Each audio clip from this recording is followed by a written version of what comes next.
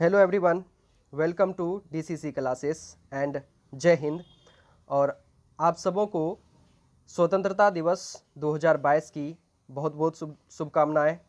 जैसा कि आप जान रहे हैं कि 2022 में हम लोग स्वतंत्रता दिवस की 76वीं वर्षगांठ मना रहे हैं। इसके लिए आप सबों को और समस्त देशवासियों को बहुत बहुत शुभकामनाएं, हार्दिक बधाई।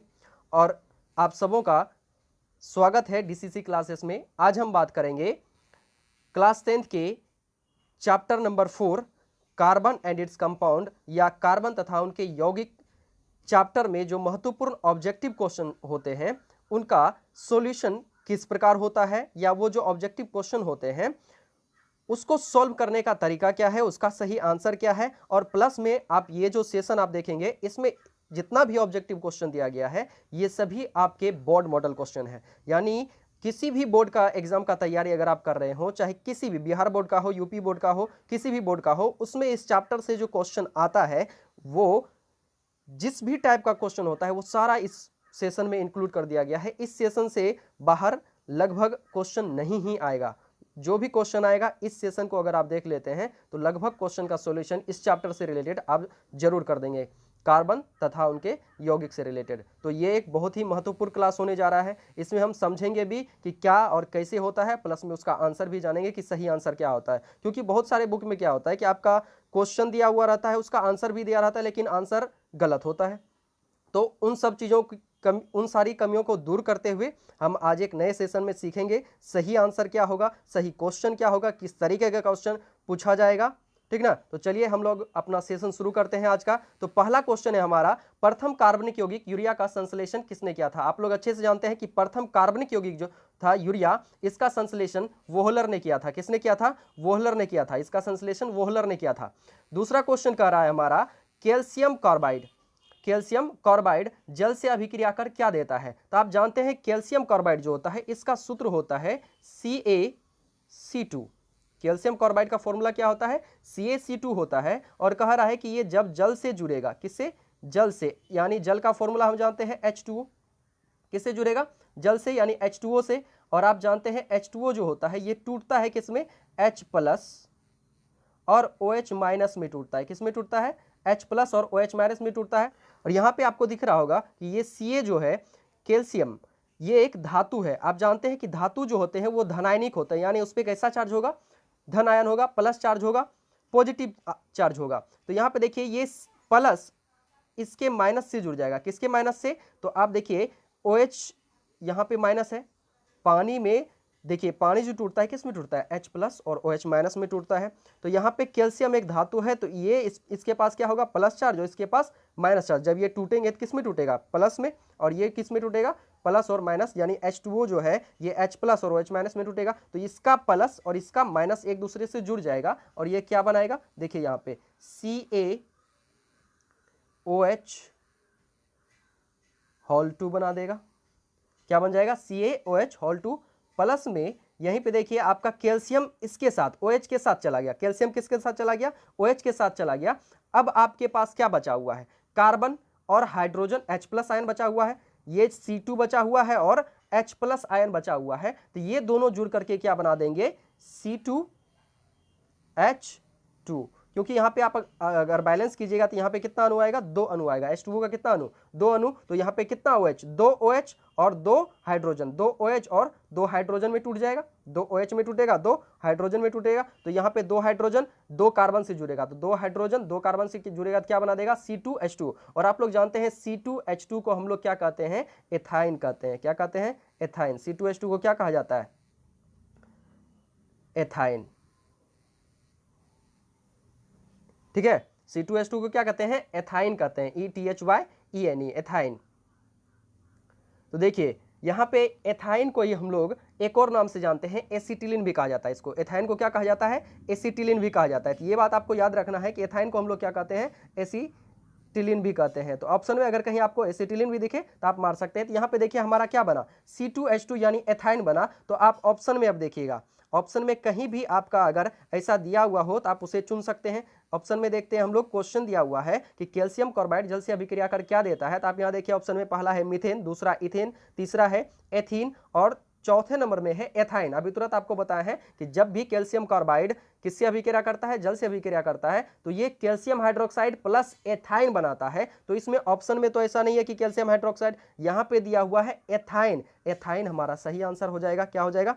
तो ये ऑप्शन नंबर डी हमारा करेक्ट हो जाएगा। अगला क्वेश्चन कह रहा है 3 नंबर का, इसमें कह रहा है कि निम्न में से हाइड्रोकार्बन कौन है। तो आप चुन के देख सकते हैं कि इसमें से हाइड्रोकार्बन कौन होगा। तो हाइड्रोकार्बन का मतलब जिसमें कार्बन और हाइड्रोजन दोनों उपस्थित हो, वैसा यौगिक जिसमें कार्बन तथा हाइड्रोजन दोनों उपस्थित रहता है, या कार्बन तथा हाइड्रोजन से बने यौगिक को ही क्या कहते हैं? हाइड्रोकार्बन कहते हैं। तो यहाँ पे देखिए कहीं भी कार्बन और हाइड्रोजन एक साथ है क्या? तो यहाँ पे इसमें हमें दिख रहा है कि इसमें क्या है, कार्बन और हाइड्रोजन एक साथ है, प्लस में इसमें ऑक्सीजन भी उपस्थित है। तो ये हाइड्रोकार्बन से ही बना हुआ है, तो हाइड्रोकार्बन का ये डेरिवेटिव हुआ। तो हमारा जो यहाँ पे क्वेश्चन पूछा जा रहा है, इसमें यही आंसर हमें सही लग रहा है कि इसमें कार्बन और हाइड्रोजन दोनों उपस्थित हैं, एक साथ उपस्थित है। तो ये क्या हुआ? एक हाइड्रोकार्बन हुआ, हाइड्रोकार्बन का डेरिवेटिव भी हुआ। अगला देखिए क्या कह रहा है कि सिंगल बॉन्ड CHO अभिक्रियाशील मूलक को क्या कहते हैं। तो सिंगल बॉन्ड CHO अभिक्रियाशील मूलक को हम लोग क्या कहते हैं? तो आप बड़े अच्छे से जानते हैं कि सिंगल बॉन्ड CHO अभिक्रियाशील मूलक को हम लोग क्या कहते हैं? एल्डिहाइड कहते हैं। तो ऑप्शन नंबर ए हमारा करेक्ट हो जाएगा। अगला क्वेश्चन कह रहा है सिंगल बॉन्ड COOH अभिक्रियाशील मूलक को क्या कहा जाता है। सिंगल बॉन्ड COOH अभिक्रियाशील मूलक को क्या कहते हैं? तो हम अच्छे से जानते हैं कि सिंगल बॉन्ड COOH अभिक्रियाशील मूलक को हम लोग कार्बोक्सिलिक अम्ल कहते हैं। तो यहाँ पे ऑप्शन में कहीं भी कार्बोक्सिलिक अम्ल है क्या? यहाँ देखिए सी नंबर में अम्ल दिया हुआ है, तो ये भी हमारा करेक्ट होगा। ऑप्शन नंबर सी हमारा करेक्ट हो जाएगा। तो 5 का हो गया सी। अगला चलते हैं हम लोग 6 नंबर क्वेश्चन में। 6 नंबर का क्वेश्चन देखिए क्या कहता है। पहले इसको हम थोड़ा सा जूम कर देते हैं। देखिए क्वेश्चन नंबर कितना है? 6। कह रहा है निम्नलिखित में से कौन समावयवी है। निम्नलिखित में से कौन समावयवी है। आप समावयवी मतलब जानते हैं, समावयवता का गुण जो होता है वो क्या होता है कि आणविक सूत्र समान किंतु संरचना सूत्र जिसका भिन्न भिन्न हो। आणविक सूत्र समान हो किंतु संरचना सूत्र भिन्न भिन्न हो। तो यहाँ पे जो हमारा ऑप्शन नंबर सी है, देखिए ऑप्शन नंबर सी में क्या कह रहा है, C2H5OH और CH3OCH3 ये जो है ये हमारे क्या है, ये समावयवी है, ठीक ना। तो याद रखिएगा कि इनमें से जो है आपका समावयवी कौन है, तो ये है, क्योंकि इनका जो अगर आप देखिएगा तो इनका क्या है, इनका आणविक सूत्र समान है। इनको अगर आप ध्यान से देखिएगा तो इनका आणविक सूत्र समान है। कैसे? तो आप इसको देखिए C2H5 यानी OH है, तो टोटल कार्बन कितना 2, हाइड्रोजन कितना है, हाइड्रोजन देखिए 6 हाइड्रोजन और 1 ऑक्सीजन, और इसमें भी आप कौन कीजिए कितना है C2 यानी 2 कार्बन और 3 + 3 6 हाइड्रोजन 1 ऑक्सीजन। इसको भी, इसका भी आणविक सूत्र क्या है C2H6O, और इसका भी आणविक सूत्र क्या है C2H6O। मतलब दोनों का आणविक सूत्र समान है, और संरचना सूत्र दोनों का बनाइएगा अलग अलग होगा। कैसे होगा आप यहाँ पे खुद ही देख लीजिए। एक में जो है आपका बीच में यहाँ पे देखिए, यहाँ इसमें लगा हुआ है, यहाँ पे OH लगा हुआ है यानी एल्कोहल ग्रुप का है, और ये किस ग्रुप का है, ईथर ग्रुप का है। मतलब दोनों में क्रियाशील मूलक जो है वो अलग अलग है, ठीक ना। दोनों में क्रियाशील मूलक अलग अलग है, मतलब इसका संरचना तो डेफिनेटली अलग अलग होगा, लेकिन इसका आणविक सूत्र जब हम देख रहे हैं तो दोनों का आणविक सूत्र क्या है C2H6O है। तो मतलब आणविक सूत्र समान है और संरचना सूत्र दोनों का क्या है, अलग अलग है। इसीलिए हमारा आंसर जो हो जाएगा वो ऑप्शन नंबर जो है, ऑप्शन नंबर सी हमारा करेक्ट हो जाएगा। अगला क्वेश्चन कह रहा है निम्नलिखित में से कौन सहसंयोजी यौगिक है। सहसंयोजी यौगिक आप जानते हैं अच्छे से, सहसंयोजी यौगिक क्या होता है, इलेक्ट्रॉनों के साझेदारी के फलस्वरूप बने यौगिक को सहसंयोजी यौगिक कहा जाता है। आप देखिए यहाँ पे कार्बन और हाइड्रोजन, आप जानते हैं हाइड्रोजन तो क्या बनाता है, सहसंयोजी यौगिक बनाता है, और कार्बन भी सहसंयोजी यौगिक बनाता है। तो ऑप्शन नंबर ए हमारा क्या हो जाएगा, करेक्ट हो जाएगा। अगला क्वेश्चन है 8 नंबर का, निम्न में से किस हाइड्रोकार्बन के 3 आबंध हैं। किस हाइड्रोकार्बन के 3 आबंध हैं। आप अच्छे से जानते हैं C2H2 का क्या होता है, इनमें कार्बन परमाणु के बीच में कितने आबंध होते हैं, 3 आबंध होते हैं। अगला है हमारा ब्यूटेनॉन, एक कार्बनिक यौगिक है जिसका प्रकार्यात्मक समूह है ब्यूटेनॉन। ब्यूटेनॉन इसका अगर आप इंग्लिश में नाम लिखिएगा तो कैसे होता है, ब्यूटेनॉन, इस तरीके से। देखिए यहाँ पे लास्ट में क्या आ रहा है, ONE आ रहा है, मतलब किस ग्रुप का, कीटोन ग्रुप का। तो ब्यूटेनॉन किस ग्रुप का हो जाएगा, कीटोन ग्रुप का। आंसर हमारा सी नंबर करेक्ट हो जाएगा। अगला कह रहा है नाइट्रोजन के 2 परमाणुओं के बीच कितने आबंध होते हैं। नाइट्रोजन के 2 परमाणुओं के बीच कितने आबंध होते हैं। तो आप जानते हैं नाइट्रोजन ये जो N2 होता है हमारा, तो 2 परमाणु है नाइट्रोजन का, तो इसके बीच में कितना आबंध होगा, 3 आबंध होते हैं। आप जानते हैं ये चीज, N ट्रिपल बॉन्ड N। तो यहाँ पे त्रिआबंध, ऑप्शन नंबर सी हमारा करेक्ट हो जाएगा। अगला कह रहा है एल्कीन का सामान्य सूत्र है।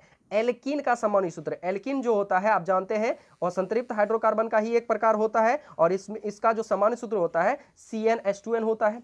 बी नंबर करेक्ट हो जाएगा। अगला कह रहा है एथाइल अल्कोहल का अणुसूत्र है। एथाइल अल्कोहल, आप जानते हैं एथाइल अल्कोहल का अणुसूत्र क्या होगा? अल्कोहल है तो OH ग्रुप जुड़ा ही रहेगा, तो सब में OH जुड़ा हुआ है तो यहाँ पे एथाइल है तो C2H5 हो जाएगा।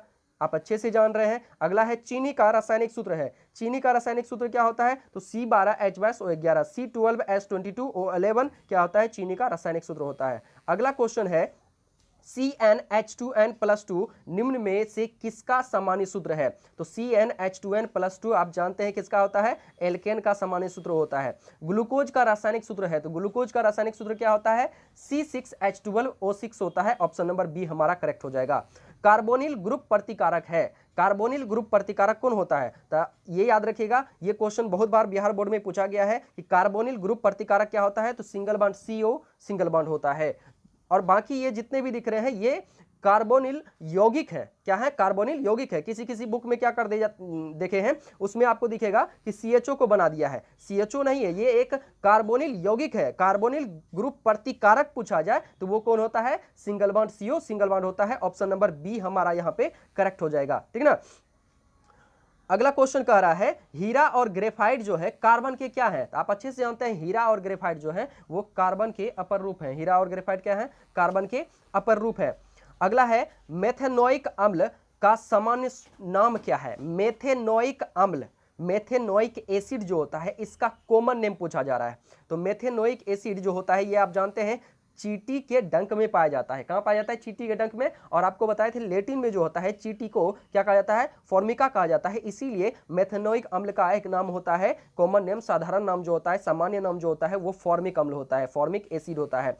देखिए कह रहा है क्वेश्चन एल्कोहल श्रेणी के यौगिकों में कौन सा अभिक्रियाशील समूह विद्यमान होता है? तो एल्कोहल श्रेणी के यौगिक में सिंगल बॉन्ड OH अभिक्रियाशील समूह विद्यमान होता है। अगला क्वेश्चन कह रहा है कि ऑक्सीजन के दो परमाणुओं के बीच कितने आबंध पाए जाते हैं? तो ऑक्सीजन के दो परमाणु यानी O2, तो ऑक्सीजन के दो परमाणु इसके बीच में कितने आबंध पाए जाते हैं? आप जानते हैं कि ऑक्सीजन का जो परमाणु संख्या होता है कितना होता है? 8 होता है। इसका इलेक्ट्रॉनिक कॉन्फ़िगरेशन करेंगे तो कितना हो जाएगा? 2 और 6 हो जाएगा। यानी इसके बाह्यतम कक्षा में कितने इलेक्ट्रॉन है? 6 हैं। इसको अपना ऑक्टेट पूरा करने के लिए कितना चाहिए? 2 चाहिए। मतलब ये 2 इलेक्ट्रॉनों के साथ क्या करेगा? साझेदारी करेगा। तो ऑक्सीजन से ही जुड़ा हुआ है तो दोनों ऑक्सीजन को 2-2 चाहिए होगा, तो दोनों क्या करेगा? एक दूसरे से डबल बॉन्ड बनाएगा। तो ऑक्सीजन के बीच कितना बॉन्ड? 2 बंध। याद रहेगा इतना। ऑक्सीजन परमाणुओं के बीच अगर 2 परमाणु है ऑक्सीजन का तो इन दोनों के बीच में कैसा आबंध उपस्थित रहेगा? तो द्वि आबंध उपस्थित रहेगा। तो 2 आबंध पाए जाते हैं। नाइट्रोजन अणु में कितने सहसंयोजक बंध होता है? नाइट्रोजन अणु जो होता है ये जो आपका N2 बना हुआ रहता है इसमें कितने सहसंयोजक बंध होते हैं? तो ये इसमें तीनों के तीनों क्या है? सहसंयोजक बंध है, क्योंकि तीनों जो बंध बना हुआ है इलेक्ट्रॉनों के साझेदारी के फलस्वरूप बना होता है। इसीलिए नाइट्रोजन अणु में कितने सहसंयोजक बंध होंगे? तो 3 सहसंयोजक बंध होंगे। कितने होंगे? 3 सहसंयोजक बंध। ऑप्शन नंबर डी हमारा करेक्ट हो जाएगा। अगला क्वेश्चन देखिए कितना नंबर का? 22 नंबर का कह रहा है निम्नलिखित में कौन सहसंयोजी यौगिक है? तो निम्नलिखित में सहसंयोजी यौगिक कौन होगा? तो आप देखिए यहाँ पे हमारा शुरू में ही दिख रहा है CH4, यह सहसंयोजी यौगिक है क्योंकि ये इलेक्ट्रॉनों के साझेदारी के फलस्वरूप बनता है। अगला क्वेश्चन है सोडियम के टुकड़ों को एथेनॉल में, किसको? सोडियम के टुकड़ों को एथेनॉल में डालने पर कौन सी गैस निकलती है? सोडियम के टुकड़े को एथेनॉल में डालने पर कौन सी गैस निकलती है? देखिए सोडियम के टुकड़े को जब आप एथेनॉल में डालिएगा तो वहां पे H2 गैस निकलता है। इसका रिएक्शन भी आपको बताए होंगे कि देखिए यहाँ पे सोडियम का टुकड़ा है यानी Na, इसको आप किस में डालिएगा? एथेनॉल में। तो एथेनॉल का फॉर्मूला क्या होता है? C2H5OH होता है। यानी सोडियम के टुकड़े को C2H5OH में जब डालेंगे तब क्या होगा? तो आप जानते हैं यहाँ पे क्या बनेगा? तो यहाँ पे आप जानते हैं इस तरीके से कंपाउंड बनेगा C2H5ONa। क्या बनेगा? C2H5ONa। क्योंकि यहाँ पे देखिए ऑक्सीजन क्या होता है? मोर इलेक्ट्रोनेगेटिव एटम होता है, माइनस चार्ज इस पे रहेगा। और सोडियम क्या होता है? एक धातु है, इस पे प्लस रहेगा, तो ये इस पे अटैक करेगा यानी इससे जुड़ जाएगा। क्या बना देगा? C2H5ONa बना देगा। बचा हुआ क्या रह जाएगा? आपका हाइड्रोजन गैस बचा हुआ रह जाएगा। यानी यहाँ पे कौन सी गैस रिलीज होगी? तो हाइड्रोजन गैस रिलीज होगी। कौन सी गैस बनेगी? Hydrogen gas, H2 gas. और यहाँ पे इसका कितना अणु लेंगे? 2 अणु लेंगे, तो 2 H2 यानी बन जाएगा। देखिए यहाँ पे हमारा आंसर कितना हो जाएगा? आंसर हो जाएगा हमारा, देखिए तो ऑप्शन नंबर ए हमारा करेक्ट हो जाएगा। H2 कौन सी गैस? H2 गैस रिलीज होती है। देखिए एक चीज हम आपको बताना भूल गए थे, वो हम आपको बता देते हैं। जैसा कि हमने शुरू में पढ़ा था, किसके बारे में? इस चीज को याद रखिएगा, जो भी हम बताते जा रहे हैं इसको नोट डाउन करते जाइएगा कॉपी में। देखिए शुरू का जो दूसरा नंबर क्वेश्चन हम आपको बताए में जो कह रहा है कैल्शियम कार्बाइड जल के साथ अभिक्रिया करके क्या देता है, तो इसमें रिएक्शन में हम देखे थे ये क्या बनाता है? एथाइन बनाता है। ऑप्शन नंबर डी हमारा करेक्ट हुआ था। तो इसमें एक चीज और नोट कर लीजिएगा, तो ये जो है एसिटिलीन यानी एथाइन बनाने की जो है प्रयोगशाला विधि है। कौन सी विधि है? प्रयोगशाला। कौन सी विधि है? प्रयोगशाला विधि है। इसको याद रखिएगा, प्रयोगशाला विधि है। कौन? कैल्शियम कार्बाइड जल से अभिक्रिया करके जो एथाइन बनाता है या एसिटिलीन बनाता है। एथाइन को हम लोग क्या कहते हैं? एसिटिलीन भी कहते हैं। तो ये एसिटिलीन या एथाइन बनाने की कौन सी विधि है? प्रयोगशाला विधि है। अगर आपसे पूछे कि एथाइन या एसिटिलीन बनाने की प्रयोगशाला विधि कौन है, तो आप बोलिएगा कैल्शियम कार्बाइड की जल के साथ अभिक्रिया जो है एथाइन या एसिटिलीन बनाने की प्रयोगशाला विधि है। चलिए आगे हम लोग बढ़ते हैं, हम लोग जहां थे अब वहां चलते हैं। हम लोग क्वेश्चन नंबर जो था तो जितना कर रहे थे उस पर अब चलते हैं आगे। देखिए ये सब भी हम लोग पढ़ लिए थे। हम लोग 23 नंबर क्वेश्चन भी डील कर लिए थे। 23 नंबर क्वेश्चन क्या कह रहा था कि सोडियम के टुकड़े को एथेनॉल में डालने पर कौन सी गैस निकलती है। तभी तुरंत हम देखें कि सोडियम के टुकड़े को एथेनॉल में डालने पर कौन सी गैस रिलीज होती है? हाइड्रोजन गैस रिलीज होती है। अगला कह रहा है मीथेन, इथेन और प्रोपेन किस श्रेणी के सदस्य हैं? मीथेन, इथेन और प्रोपेन। अगर आप मीथेन, इथेन, प्रोपेन का बात कीजिएगा तो इसमें कार्बन परमाणु के बीच में कितना बॉन्ड होता है? सिंगल बॉन्ड होता है, एकल बंध होता है। मतलब ये किस ग्रुप से बिलोंग कर रहा है? स्वजातीय श्रेणी से बिलोंग कर रहा है, होमोलोगस श्रेणी से ये बिलोंग कर रहा है, क्योंकि इसमें जो है फंक्शनल ग्रुप क्या है? सेम है, सब में क्या है? सिंगल बॉन्ड है। तो इसीलिए ये कौन सा श्रेणी से बिलोंग कर रहा है? समजातीय श्रेणी से। ऑप्शन नंबर ए हमारा करेक्ट हो जाएगा। अगला कह रहा है निम्नलिखित में कौन एथेनोइक अम्ल का तनुघोल है? एथेनोइक अम्ल का तनुघोल जो होता है वो सिरका होता है। ये बात याद रखिएगा, एथेनोइक अम्ल का तनुघोल क्या होता है? सिरका होता है। अगला कह रहा है हेक्सेन का रासायनिक सूत्र क्या है?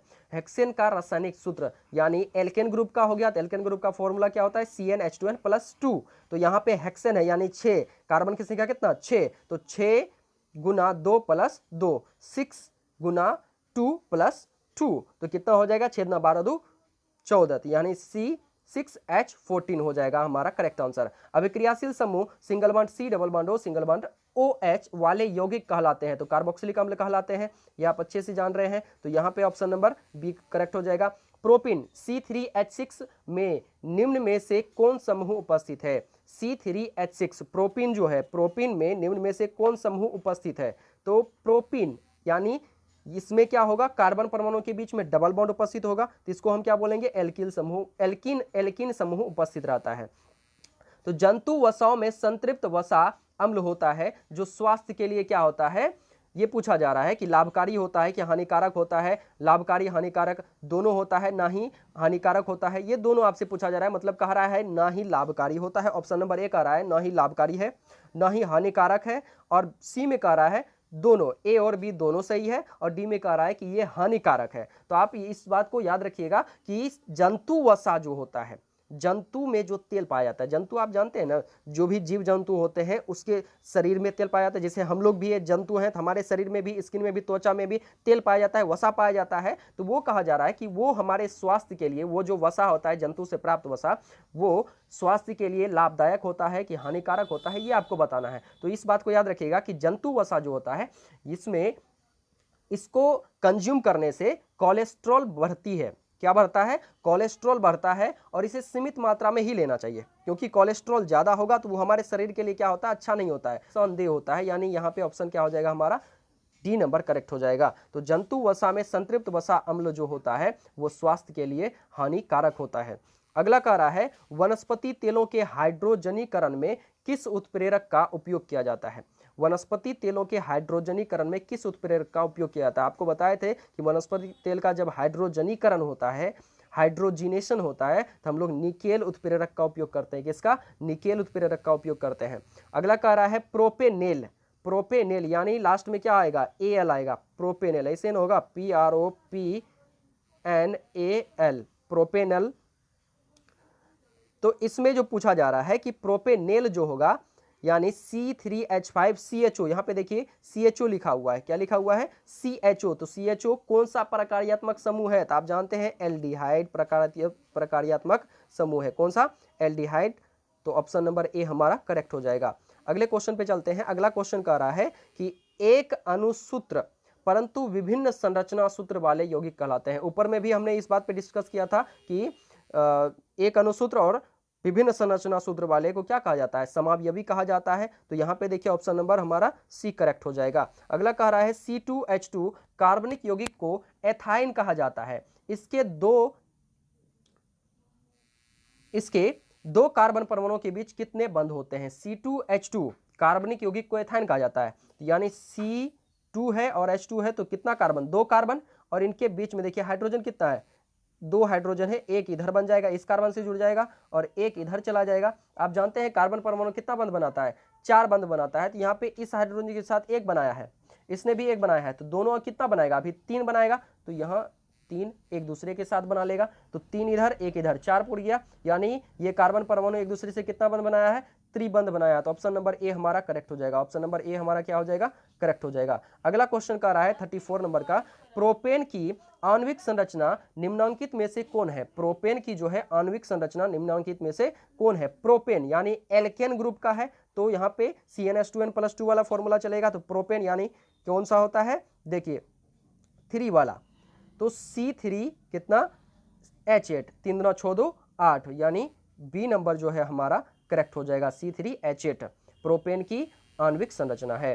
कार्बन और हाइड्रोजन से बने यौगिक को क्या कहते हैं, बहुत ही सिंपल है, हाइड्रोकार्बन कहते हैं।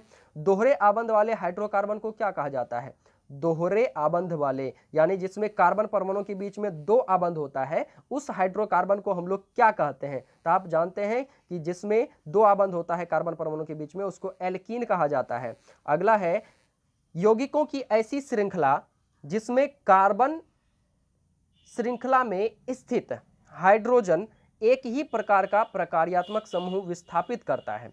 यौगिकों की ऐसी श्रृंखला जिसमें कार्बन श्रृंखला में स्थित हाइड्रोजन के एक ही प्रकार का प्रकार्यात्मक समूह विस्थापित करता है, उसे क्या कहा जाता है। तो उसे क्या कहते हैं हम लोग, समजातीय श्रेणी कहते हैं। क्या कहते हैं, समजातीय श्रेणी। देखिए क्या कह रहा है क्वेश्चन, यौगिकों की एक ऐसी श्रृंखला का बताइए जिसमें कार्बन श्रृंखला में स्थित हाइड्रोजन के एक ही प्रकार का प्रकार्यात्मक समूह प्रतिस्थापित करता है, उसे क्या कहा जाता है, तो समजातीय श्रेणी कहा जाता है। तो 37 नंबर का आंसर क्या हो जाएगा हमारा, बी नंबर समजातीय श्रेणी हो जाएगा। अगला क्वेश्चन कह रहा है, नीचे प्रकार्यात्मक समूह का फॉर्मूला दिया गया है, इनमें से कीटोन कौन है। तो आप देखिए कीटोन क्या होता है, single bond C double bond O होता है, single bond CO single bond होता है, तो डी नंबर हमारा ऑप्शन करेक्ट हो जाएगा। अगला कह रहा है प्रोपाइन का रचना सूत्र क्या है या संरचना सूत्र क्या है। प्रोपाइन यानी 3 बॉन्ड वाला, तो प्रोपाइन का संरचना सूत्र क्या हो जाएगा। तो आप यहाँ पे देखिए कहीं भी कार्बन परमाणुओं के बीच में ट्रिपल बॉन्ड है, नहीं है, तो अगर रहता तब ना हम जानते हैं कि यहाँ पे ट्रिपल बॉन्ड वाला रहता, तो उसको हम बोलते हैं प्रोपाइन। ऐसा कहीं नहीं है, तो इसमें क्या हो जाएगा हमारा, इनमें से कोई नहीं, आंसर करेक्ट हो जाएगा। तो हमारा क्वेश्चन नंबर कितना है 39 का ऑप्शन नंबर हमारा जो है कितना करेक्ट होगा, डी नंबर। क्योंकि प्रोपाइन का फॉर्मूला अगर आप देखिएगा तो कितना कार्बन, उसमें 3 कार्बन होगा और इसका फॉर्मूला होता है CnH2n-2।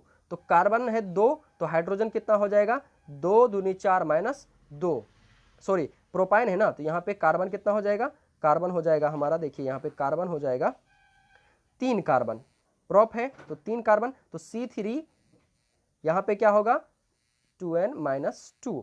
तो यहाँ पे जब हम माइनस करेंगे, देखिए 3 दूना 6 -2, तो 6 में 2 जाएगा तो 4, C3H4 इसका फॉर्मूला होगा। तो कहीं भी आपको 4 हाइड्रोजन वाला दिख रहा है जिसमें कि कार्बन के साथ 4 हाइड्रोजन जुड़ा हुआ हो, तो यहाँ पे देखिए 1 2 3 4 हाइड्रोजन तो है, लेकिन कार्बन परमाणु के बीच में देखिए 2 ही बंध है, 3 बंध नहीं है। क्योंकि इस कार्बन को देखिए, ये कार्बन जो है इस साइड वाला कार्बन, ये 1 हाइड्रोजन से इधर बंध बनाया है, 2 इधर बनाया है, तो आप इसको देखिए 2 1 3 तो बंध बन रहा है, कार्बन टोटल बनाता है 4 बॉन्ड बनाता है, तो इसका संयोजकता जो है वो कंप्लीट कहाँ हुआ, इसका ऑक्टेट कंप्लीट नहीं हो पाया, तो इसलिए ये भी रॉन्ग है, ये भी रॉन्ग है और ये भी रॉन्ग है, तो इसलिए ऑप्शन नंबर हमारा डी करेक्ट हो जाएगा। अगला कह रहा है CH4 plus Cl2, CH4 plus Cl2 Surya Prakash में यानी सूर्य प्रकाश की उपस्थिति में अभिक्रिया करता है तो क्या बनाता है। देखिए यहाँ पे दिया हुआ है, ये बनाता है CH3Cl प्लस HCl। यह अभिक्रिया है, किस प्रकार की अभिक्रिया है ये बताना है। तो यहाँ पे देखिए CH4 था और Cl2 है, तो यहाँ पे पहले 4 हाइड्रोजन था, यहाँ से देखिए अब कितना हाइड्रोजन हो गया है, 3 हाइड्रोजन हो गया है, तो हाइड्रोजन यहाँ से निकल गया, यहाँ चला आया एक हाइड्रोजन, क्योंकि यहाँ 3 हो गया तो मतलब एक हाइड्रोजन तो भागा, और यहाँ 2 क्लोरीन था तो 1 क्लोरीन यहाँ चलाया, देखिए यहाँ 1 क्लोरीन चलाया, 1 क्लोरीन यहाँ चलाया, मतलब दोनों जगह से, एक जगह से हाइड्रोजन भागा, एक जगह से क्लोरीन भागा, तो प्रतिस्थापित हुआ, एक स्थान से दूसरे स्थान पर गया, तो ये कौन सा अभिक्रिया हो गया, प्रतिस्थापन अभिक्रिया। अगला क्वेश्चन है, अपमार्जक लंबी श्रृंखला वाली कार्बोक्सिलिक अम्ल के लवण है, अपमार्जक लंबी श्रृंखला वाले कार्बोक्सिलिक अम्ल के लवण कौन कौन होते हैं। तो यहाँ पे ऑप्शन में दिया हुआ है, पहला सल्फेट लवण, बी अमोनियम लवण, सी सल्फोनेट लवण, और डी में बी और सी दोनों कह रहा है, तो दोनों होता है, अमोनियम लवण भी और सल्फोनेट लवण भी होता है, तो ऑप्शन नंबर डी हमारा करेक्ट हो जाएगा। अपमार्जक से बनाए जाते हैं, तो अपमार्जक से क्या क्या बनता है, तो अपमार्जक से शैम्पू भी तैयार होता है, ईजी सर्फ आप लोग देखे होंगे, ईजी सर्फ जो हम लोग लाते हैं वो भी इस्तेमाल होता है, और सर्फ एक्सेल भी इस्तेमाल होता है। ईजी सर्फ किसको बोलते हैं, वो जो हम स्वेटर वगैरह को धोने के लिए लाते हैं उसको ईजी सर्फ कहा जाता है, तो वो भी एक प्रकार का अपमार्जक ही है, अपमार्जक से ही उसको भी तैयार किया जाता है। शैम्पू भी अपमार्जक है, क्योंकि अपमार्जक जो होता है इसमें एक ऐसी क्षमता पाई जाती है कि ये कठोर जल के साथ अच्छे से झाग देता है, लेकिन साबुन जो होता है वो कठोर जल के साथ सही से झाग नहीं देता है, वो एक श्वेत दही के समान अवक्षेप का निर्माण करता है जो हमारे स्किन के साथ, त्वचा के साथ चिपक जाता है। इसीलिए आप कभी कभी नहाते होंगे, साबुन लगाते होंगे तो आपका बाल जो होता है ये चिपचिपा टाइप का हो जाता है, लेकिन वही शैम्पू से नहाते हैं तो वो एकदम अच्छे से हवा में उड़ने लायक हो जाता है। तो उसमें क्या रहता है, अब शैम्पू सब में ये अपमार्जक से बनाया जाता है, और अपमार्जक कठोर जल के साथ और मृदु जल के साथ दोनों के साथ अच्छे से झाग देता है, लेकिन साबुन ऐसा नहीं कर पाता है। तो ऑप्शन नंबर हमारा डी करेक्ट हो जाएगा, क्योंकि शैम्पू, ईजी सर्फ और सर्फ एक्सेल सभी क्या है, अपमार्जक से ही तैयार किए जाते हैं।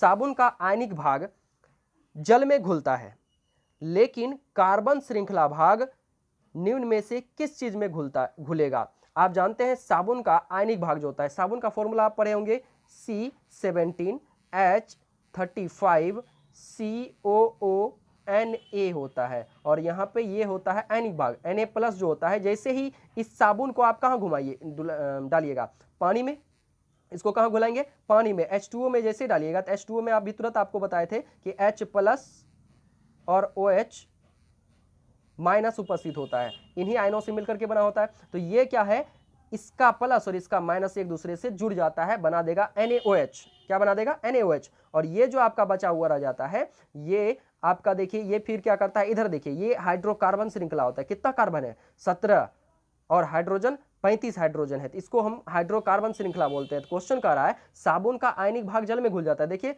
जल में जैसे ही इसको डालेंगे साबुन को, तो ये सोडियम क्या करेगा, पानी के OH से रिएक्शन कर लेगा, और सोडियम हाइड्रोक्साइड यानी इसका आयनिक भाग जो था ये जल में घुल गया, ठीक ना। लेकिन कार्बन श्रृंखला भाग निम्न में से किस चीज में घुलेगा, तो कार्बन श्रृंखला, अब देखिए एक भाग तो पानी में घुल गया, और हम साबुन किस लिए इस्तेमाल करते हैं, गंदगी को साफ करने के लिए, तेल या वसाओं को हटाने के लिए। तो अब देखिए ये तो पहले से ही पानी में घुल गया, तो अब बचा हुआ हिस्सा किस में घुलना चाहिए, बचा हुआ हिस्सा तेल या गंदगी में घुलेगा, तभी ना तेल या गंदगी को निकाल के वहां से बाहर करेगा, नहीं घुलेगा तो कैसे साफ कर पाएगा। इसीलिए जो आयनिक सिरा होता है वो जल में घुलता है, और जो अनायनिक सिरा होता है यानी हाइड्रोकार्बन हिस्सा जो होता है वो तेल या वसाओं या गंदगियों से चिपक जाता है, और उसको क्या कर देता है, वहां से खींच के बाहर कर देता है। हम रगड़ते पटकते हैं तो उससे क्या होता है, वो बाहर हो जाता है। तो इसीलिए यहाँ पे हमारा आंसर जो है क्या, कौन सा हो जाएगा, तो कह रहा है, क्वेश्चन को पहले धीरे से समझ लीजिए अच्छे से। साबुन का आयनिक भाग जल में घुलता है, तो दिखा दिए आयनिक भाग जल में घुल गया, लेकिन कार्बन श्रृंखला भाग, पीछे वाला हिस्सा C17 H35 वाला ये कार्बन श्रृंखला वाला भाग किस में घुलेगा? तो आप जानते हैं एक जल में घुल गया तो एक बचा हुआ किस में घुलेगा? तेल या गंदगी सब में घुलेगा। तो यहाँ पे ए नंबर हमारा करेक्ट हो जाएगा। हमारे शर्ट सब पर जो गंदगी लगता है वो क्या होता है? ज़्यादातर तेल वगैरह ही होते हैं, तेलीय पदार्थ सब ही गिरता है और वो चिपक जाता है, जल्दी साफ नहीं होता है। तो उसको हटाने के लिए हम लोग किसका इस्तेमाल करते हैं? साबुन या अपमार्जक सब का इस्तेमाल करते हैं, जिसमें कि साबुन का कार्बन श्रृंखला वाला भाग, हाइड्रोकार्बन भाग तेल में घुल जाएगा और आयनिक भाग पानी में घुल जाएगा और ये क्या कर देगा? कपड़े से मैल को साफ कर देगा। अगला कह रहा है मेथिल एल्कोहल का IUPAC नाम क्या है? तो मेथिल एल्कोहल जो होता है इसका IUPAC नाम होता है मेथेनॉल। क्या होता है? मेथेनॉल होता है। अगला कह रहा है प्रोपिल एल्कोहल C8H7OH का IUPAC नाम क्या है? तो प्रोपिल एल्कोहल है तो क्या हो जाएगा? प्रोपेनॉल। प्रोपेनॉल ऑयल होता है। अगला है एसिटिलिन C2H2 का IUPAC नाम क्या है? एसिटिलिन यानी C2H2 का IUPAC नाम क्या है? तो आप जानते हैं इसका नाम क्या है? एथाइन है। ऊपर में भी हम आपको दूसरा नंबर क्वेश्चन यही बताए थे। अगला क्वेश्चन कह रहा है 47 डाइमिथाइल ईथर का IUPAC नाम क्या है? डाइमिथाइल ईथर का IUPAC नाम क्या है? तो डाइमिथाइल ईथर, तो कितना मिथाइल? डाई का मतलब होता है दो, मिथाइल आप जानते हैं CH3 को मिथाइल कहा जाता है, ईथर है तो बीच में क्या रहेगा? इस तरीके CH3OCH3। यहाँ ये भी मिथाइल ये भी मिथाइल, तो डाई मिथाइल, दूगो मिथाइल हो गया तो डाई मिथाइल और इसको कहा जाता है ईथर। तो डाई मिथाइल ईथर का IUPAC नेम क्या होगा? तो डाई मिथाइल ईथर का IUPAC नेम होता है मिथॉक्सी मीथेन। क्या होता है? Methoxy methane. तो ऑप्शन नंबर डी हमारा क्या हो जाएगा? करेक्ट हो जाएगा। अगला क्वेश्चन कर रहा है एथिल प्रोपाइल ईथर का, एथिल प्रोपाइल ईथर का IUPAC नेम क्या है? तो एथिल प्रोपाइल ईथर क्या है? एथिल प्रोपाइल ईथर, इसका IUPAC नेम क्या होगा? तो 48 नंबर क्वेश्चन का आंसर हमारा क्या हो जाएगा? ध्यान से देखिएगा, ये सब क्वेश्चन बहुत ही ज्यादा आता है बोर्ड एग्जाम में। तो इसका आंसर देखिए प्रोपिल है, सॉरी एथिल प्रोपाइल ईथर। तो एथिल प्रोपाइल ईथर का हमारा IUPAC नेम हो जाएगा एथॉक्सी प्रोपेन। क्या हो जाएगा? Ethoxy propane. याद रखिएगा इस सब क्वेश्चन को। कैसे इसको लिखेंगे? देखिए यहाँ पे क्या कह रहा है, एथिल प्रोपाइल ईथर है ना, तो एथिल कैसा हो जाएगा? एथिल हम लोग कैसे लिखते हैं? एथिल को लिखते हैं C2H5O और प्रोपाइल को कैसे लिखेंगे? C3H7, यही ना, C2H5O C3H7। तो इसमें देखिए कार्बन श्रृंखला किसमें ज़्यादा है? इसमें कम है और इसमें ज़्यादा है। तो कार्बन श्रृंखला यहाँ ज़्यादा है, यहाँ कम है, ठीक ना। तो जिसमें क्या होता है कि कार्बन की संख्या ज़्यादा होती है, क्या होती है? जिसमें कार्बन की संख्या ज़्यादा होती है उसको क्या बना दिया जाता है? उसको मान लिया जाता है मेन चेन। जिसमें कार्बन की संख्या ज़्यादा होगी उसको क्या मानेंगे? Main chain. और जो जिसमें कार्बन की संख्या कम रहती है उसको मान लिया जाता है साइड चेन, और साइड चेन को पहले लिखा जाता है। और चूंकि इसमें क्या है? ऑक्सीजन जुड़ा हुआ है तो इसको बोला जाएगा एथॉक्सी, और बचा हुआ भाग क्या हो जाएगा? प्रोपेन हो जाएगा। बचा हुआ भाग क्या हो जाएगा? प्रोपेन, क्योंकि C3 को हम लोग क्या बोलते हैं? प्रोप बोलते हैं, और सब कार्बन एक दूसरे से सिंगल बॉन्ड से जुड़ा हुआ है तो प्रोपेन हो जाएगा। तो और ये वाला भाग साइड चेन हो जाएगा। तो साइड चेन का नाम पहले लिखा जाता है और मेन चेन का नाम बाद में लिखा जाता है। तो इसका आंसर क्या हो जाएगा? Ethoxy propane. ये चीज याद रखिएगा, एथॉक्सी प्रोपेन। अगला क्वेश्चन कर रहा है कार्बन क्या है? तो आप जानते हैं बहुत ही सिंपल बात है कि कार्बन क्या है? एक अधातु है।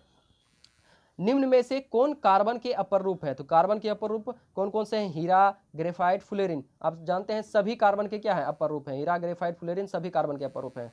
डी नंबर ऑप्शन हो जाएगा। संतृप्त यौगिक में है, तो संतृप्त यौगिक में क्या होता है? संतृप्त का एक ही प्रकार होता है एल्केन। तो संतृप्त यौगिक में क्या होगा? एकल बंध होगा, तो एकल बंध है। एथेनोइक अम्ल का सूत्र क्या है? तो एथेनोइक अम्ल, एथेनोइक अम्ल में कितना कार्बन? 2 कार्बन। तो यहाँ पे देखिए किसमें 2 कार्बन है? यहाँ एक ही है, यहाँ भी एक ही है, यहाँ भी आपका 2 तो है, लेकिन ये ईथर वाला ग्रुप में चला जाता है। तो यहाँ पे एथेनोइक अम्ल कहा जा रहा है तो COOH तो होना ही चाहिए। प्लस में कितना कार्बन होना चाहिए? 2 कार्बन होना चाहिए। देखिए एक कार्बन यहाँ, एक कार्बन यहाँ, तो 2 कार्बन इसमें है, C2H4O2। तो ये हो जाएगा हमारा करेक्ट आंसर। CH3COOH को क्या कहा जाता है? एथेनोइक अम्ल कहा जाता है। अगला है एथेन का आणविक सूत्र C2H6 है। एथेन का आणविक सूत्र C2H6 है। इसमें सहसंयोजक आबंध कितने हैं, वही कह रहा है सहसंयोजक आबंध कितने हैं, 6 है, 7 है, 8 है, 9 है, जो भी है देखते हैं हम लोग। कितना है, C2 यानी 2 कार्बन, हाइड्रोजन कितना, 6 हाइड्रोजन। तो देखिए एक हाइड्रोजन ये ले लेगा, एक हाइड्रोजन ये ले लेगा, एक हाइड्रोजन इसको दे देंगे, एक हाइड्रोजन इसको भी दे देंगे, एक हाइड्रोजन फिर बचा हुआ इसको दे देंगे और एक हाइड्रोजन इसको दे देंगे। देखिए तो कितना हाइड्रोजन हुआ, 3 इधर 3 इधर, टोटल 6 हाइड्रोजन है। और चूंकि देखिए यहाँ पे क्या कह रहा है, एथेन कह रहा है, कितना, एथेन कह रहा है। तो एथेन में क्या होता है, कार्बन परमाणु के बीच में सिंगल बॉन्ड ही होता है। कार्बन परमाणु के बीच में क्या होगा, सिंगल बॉन्ड, क्योंकि वो एल्केन ग्रुप का है। तो एल्केन ग्रुप में कार्बन परमाणु के बीच क्या बनता है, हमेशा सिंगल बॉन्ड बनता है। और सिंगल बॉन्ड जब ये बना लिया तो अब इस कार्बन को कितना बनाना है, इसको भी 4 बनाना है, इसको भी 4 बनाना है। तो टोटल ये पहले 1 बना लिया तो 3 और बनाएगा, तो 3 हाइड्रोजन के साथ इधर बना लिया, 3 हाइड्रोजन के साथ इधर बना लिया। ध्यान से समझिए, कार्बन क्या होता है, जब एल्केन ग्रुप होता है तो एल्केन ग्रुप में कार्बन परमाणु के बीच में केवल और केवल सिंगल बॉन्ड होता है। तो यहाँ पे कार्बन किस बॉन्ड से जुड़ेगा, सिंगल बॉन्ड से जुड़ेगा। तो एक दूसरे से सिंगल बॉन्ड से जुड़ गया। अब बचा हुआ क्या है, जब ये एक बंध बना लिया, ये भी कार्बन एक बंध बना लिया, ये भी कार्बन एक बंध बना लिया, तब कितना बंध बनाएगा, 3 और बनाएगा, क्योंकि 4 बनाता है टोटल। तो 3 हाइड्रोजन के साथ ये बना लिया, 3 हाइड्रोजन के साथ ये बना लिया। तो यहाँ पे आप देखिए कह रहा है कितना सहसंयोजी आबंध है। तो ये कार्बन भी एक दूसरे से सहसंयोजी आबंध से जुड़ा हुआ है, सभी एक दूसरे से सहसंयोजी आबंध से जुड़ा हुआ है। तो टोटल कितना हुआ, 1 2, यही ना हुआ, ये हुआ पहला, दूसरा, तीसरा, चौथा, पांचवा, छठा और 7वां। टोटल कितना सहसंयोजी आबंध है, 7 सहसंयोजी आबंध है। कितने हैं, 7। ऑप्शन नंबर हमारा कितना हो जाएगा, ऑप्शन नंबर बी हमारा करेक्ट हो जाएगा। अगला कह रहा है मीथेन का उदाहरण है। मीथेन का उदाहरण, मीथेन किसका उदाहरण है, तो वो देखते हैं। मीथेन जो होता है किस ग्रुप का उदाहरण है, तो एल्केन ग्रुप का उदाहरण है। ऑप्शन नंबर ए करेक्ट हो जाएगा। अगला कह रहा है उस हाइड्रोकार्बन का नाम बताएं जिसका एथेनॉल बना है। 55 नंबर का क्वेश्चन है, इसमें आपको पूछा जा रहा है कि उस हाइड्रोकार्बन का नाम बताइए जिसका एथेनॉल बना है। तो एथेनॉल किससे बनता है, एथेनॉल आप जानते हैं, एथेनॉल में क्या होता है, इसका फॉर्मूला C2H5OH होता है एथेनॉल। तो ये किससे बना होगा, ये एल्किल ग्रुप में जब OH श्रेणी जुड़ता है तो तब न बनता है। तो एल्किल ग्रुप जो होता है यानी इथाइल किससे बना होगा, तो इथेन से बना होगा। किससे बना होगा, इथेन, यानी इथेन आप जानते हैं C2H6 से एक हाइड्रोजन क्या हो जाएगा, माइनस हो जाएगा, तब न बनता है C2H5।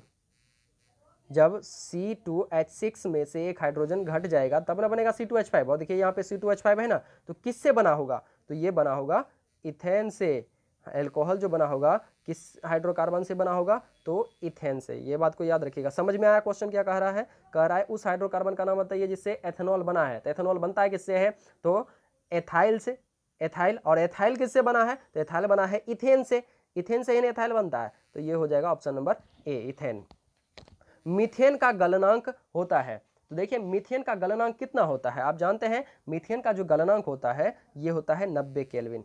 केल्विन में कितना होगा, 90 केल्विन। और अगर आप इसका देखिएगा डिग्री सेल्सियस में, तो डिग्री सेल्सियस में ये कितना हो जाएगा, ध्यान से देखना है इसको। डिग्री सेल्सियस में ये होता है -182.5 डिग्री सेल्सियस। फ़ारेनहाइट में अगर मैं देखिएगा तो ये हो जाएगा 97 डिग्री फ़ारेनहाइट। ये सब चीज़ को याद रखिएगा, या नहीं तो कहीं कॉपी में नोट डाउन कर लीजिएगा। डिग्री सेल्सियस में 182.5 डिग्री सेल्सियस और फ़ारेनहाइट में ये हो जाएगा 297 यानी 297 -297 डिग्री फ़ारेनहाइट। चलिए अगला हम देखते हैं। अगला क्वेश्चन कह रहा है हमारा, किरोसिन वाली स्टोव से कैसी ज्वाला उत्पन्न होती है। तो किरोसिन वाली स्टोव जो होती है पहले ज़माने में चलता था, अभी भी कहीं कहीं घर में चलता है। तो किरोसिन वाली स्टोव को जब हम जलाते हैं तो उससे कैसी ज्वाला निकलती है, तो नीली ज्वाला निकलती है। क्षारीय पोटेशियम परमैंगनेट अथवा अम्लीय पोटेशियम डाइक्रोमेट एल्कोहल को अम्ल में परिणत कर देते हैं, अतः ये किस प्रकार के पदार्थ हैं। कह रहा है क्षारीय पोटेशियम परमैंगनेट, क्षारीय पोटेशियम परमैंगनेट अथवा अम्लीय पोटेशियम डाइक्रोमेट एल्कोहल को अम्ल में बना देता है, यानी एथाइल अल्कोहल को किसमें कन्वर्ट कर देता है, एथाइल अल्कोहल जो होता है यानी एथेनॉल जो होता है इसमें इसको किसमें कन्वर्ट कर देता है, इसको एसिड में कन्वर्ट कर देता है। कौन, क्षारीय पोटेशियम परमैंगनेट या अम्लीय पोटेशियम डाइक्रोमेट। मतलब ये किस प्रकार के क्या होंगे, पदार्थ होंगे। तो ये किस प्रकार का पदार्थ होगा? एल्कोहल में क्या होता है? OHO यानी एक ऑक्सीजन होता है, और अम्ल में अगर हम जाते हैं तो कितना ऑक्सीजन? OOH, COOH, और इसमें कितना ऑक्सीजन? OH। तो इसमें एक ऑक्सीजन और इसमें ऑक्सीजन का संख्या क्या हो जाता है? बढ़ जाता है। तो ऑक्सीजन का संख्या जहाँ बढ़ता है तो वहाँ पे क्या होता है? ऑक्सीडेशन होता है।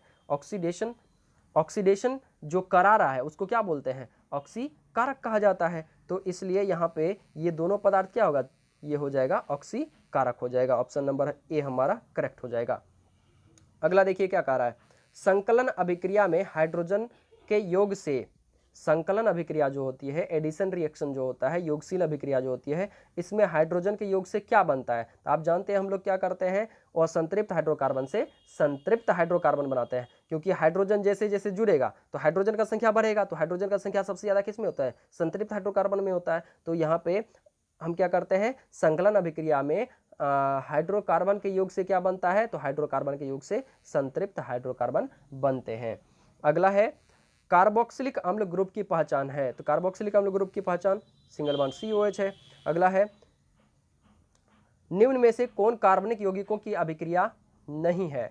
निम्न में से कौन कार्बनिक यौगिकों की अभिक्रिया नहीं है? तो कार्बनिक यौगिक कौन सी अभिक्रिया नहीं करते हैं? तो अवक्षेपण अभिक्रिया नहीं करते हैं कार्बनिक यौगिक। पॉलीकरण भी करते हैं, अवकरण भी करते हैं, ऑक्सीकरण भी करते हैं। ऑक्सीकरण तो अभी तुरंत आप ऊपर में ही देखे थे। निम्न में से कौन सा गुण कार्बनिक यौगिकों में प्रायः नहीं होता है? कौन सा गुण जो है कार्बनिक यौगिकों में नहीं पाया जाता है? तो कार्बनिक यौगिक जो होते हैं ये एक गुण प्रदर्शित नहीं करता है जिसे हम जल में विलेयता कहते हैं। समावयवता का गुण प्रदर्शित करता है। आप जानते हैं आणविक सूत्र समान किंतु संरचना सूत्र भिन्न भिन्न होता है। ज्वलनशीलता का गुण प्रदर्शित करता है। मीथेन सब ये ज्वलनशील गैस है, जलता है, और निम्न द्रव्यनांक भी प्रदर्शित करता है। लेकिन ये जल में क्या होते हैं? विलय नहीं होता है, क्योंकि हाइड्रोजन बॉन्डिंग नहीं बना पाता है, तो ये जल में घुलनशील नहीं हो पाता है। तो इसीलिए जल में विलयता का गुण प्रदर्शित नहीं करता है। कार्बनिक यौगिकों में तत्वों के बीच कैसा बंध होता है? कार्बनिक यौगिकों में तत्वों के बीच कैसा बंध होता है? तो सहसंयोजी बंध होता है। अगला कह रहा है कि कार्बनिक यौगिकों में हाइड्रोकार्बन को प्रतिस्थापित करने वाले तत्व क्या कहे जाते हैं? तो विषम परमाणु कहे जाते हैं। अगला कह रहा है निम्न में से कौन कार्बनिक यौगिक सोडियम से अभिक्रिया करता है? तो कौन सा कार्बनिक यौगिक सोडियम से अभिक्रिया करता है? तो आप जानते हैं एथेनॉल, ऊपर में हम करके भी दिखाए थे, जिसमें हाइड्रोजन गैस रिलीज होता है। अगला कह रहा है कार्बन परमाणुओं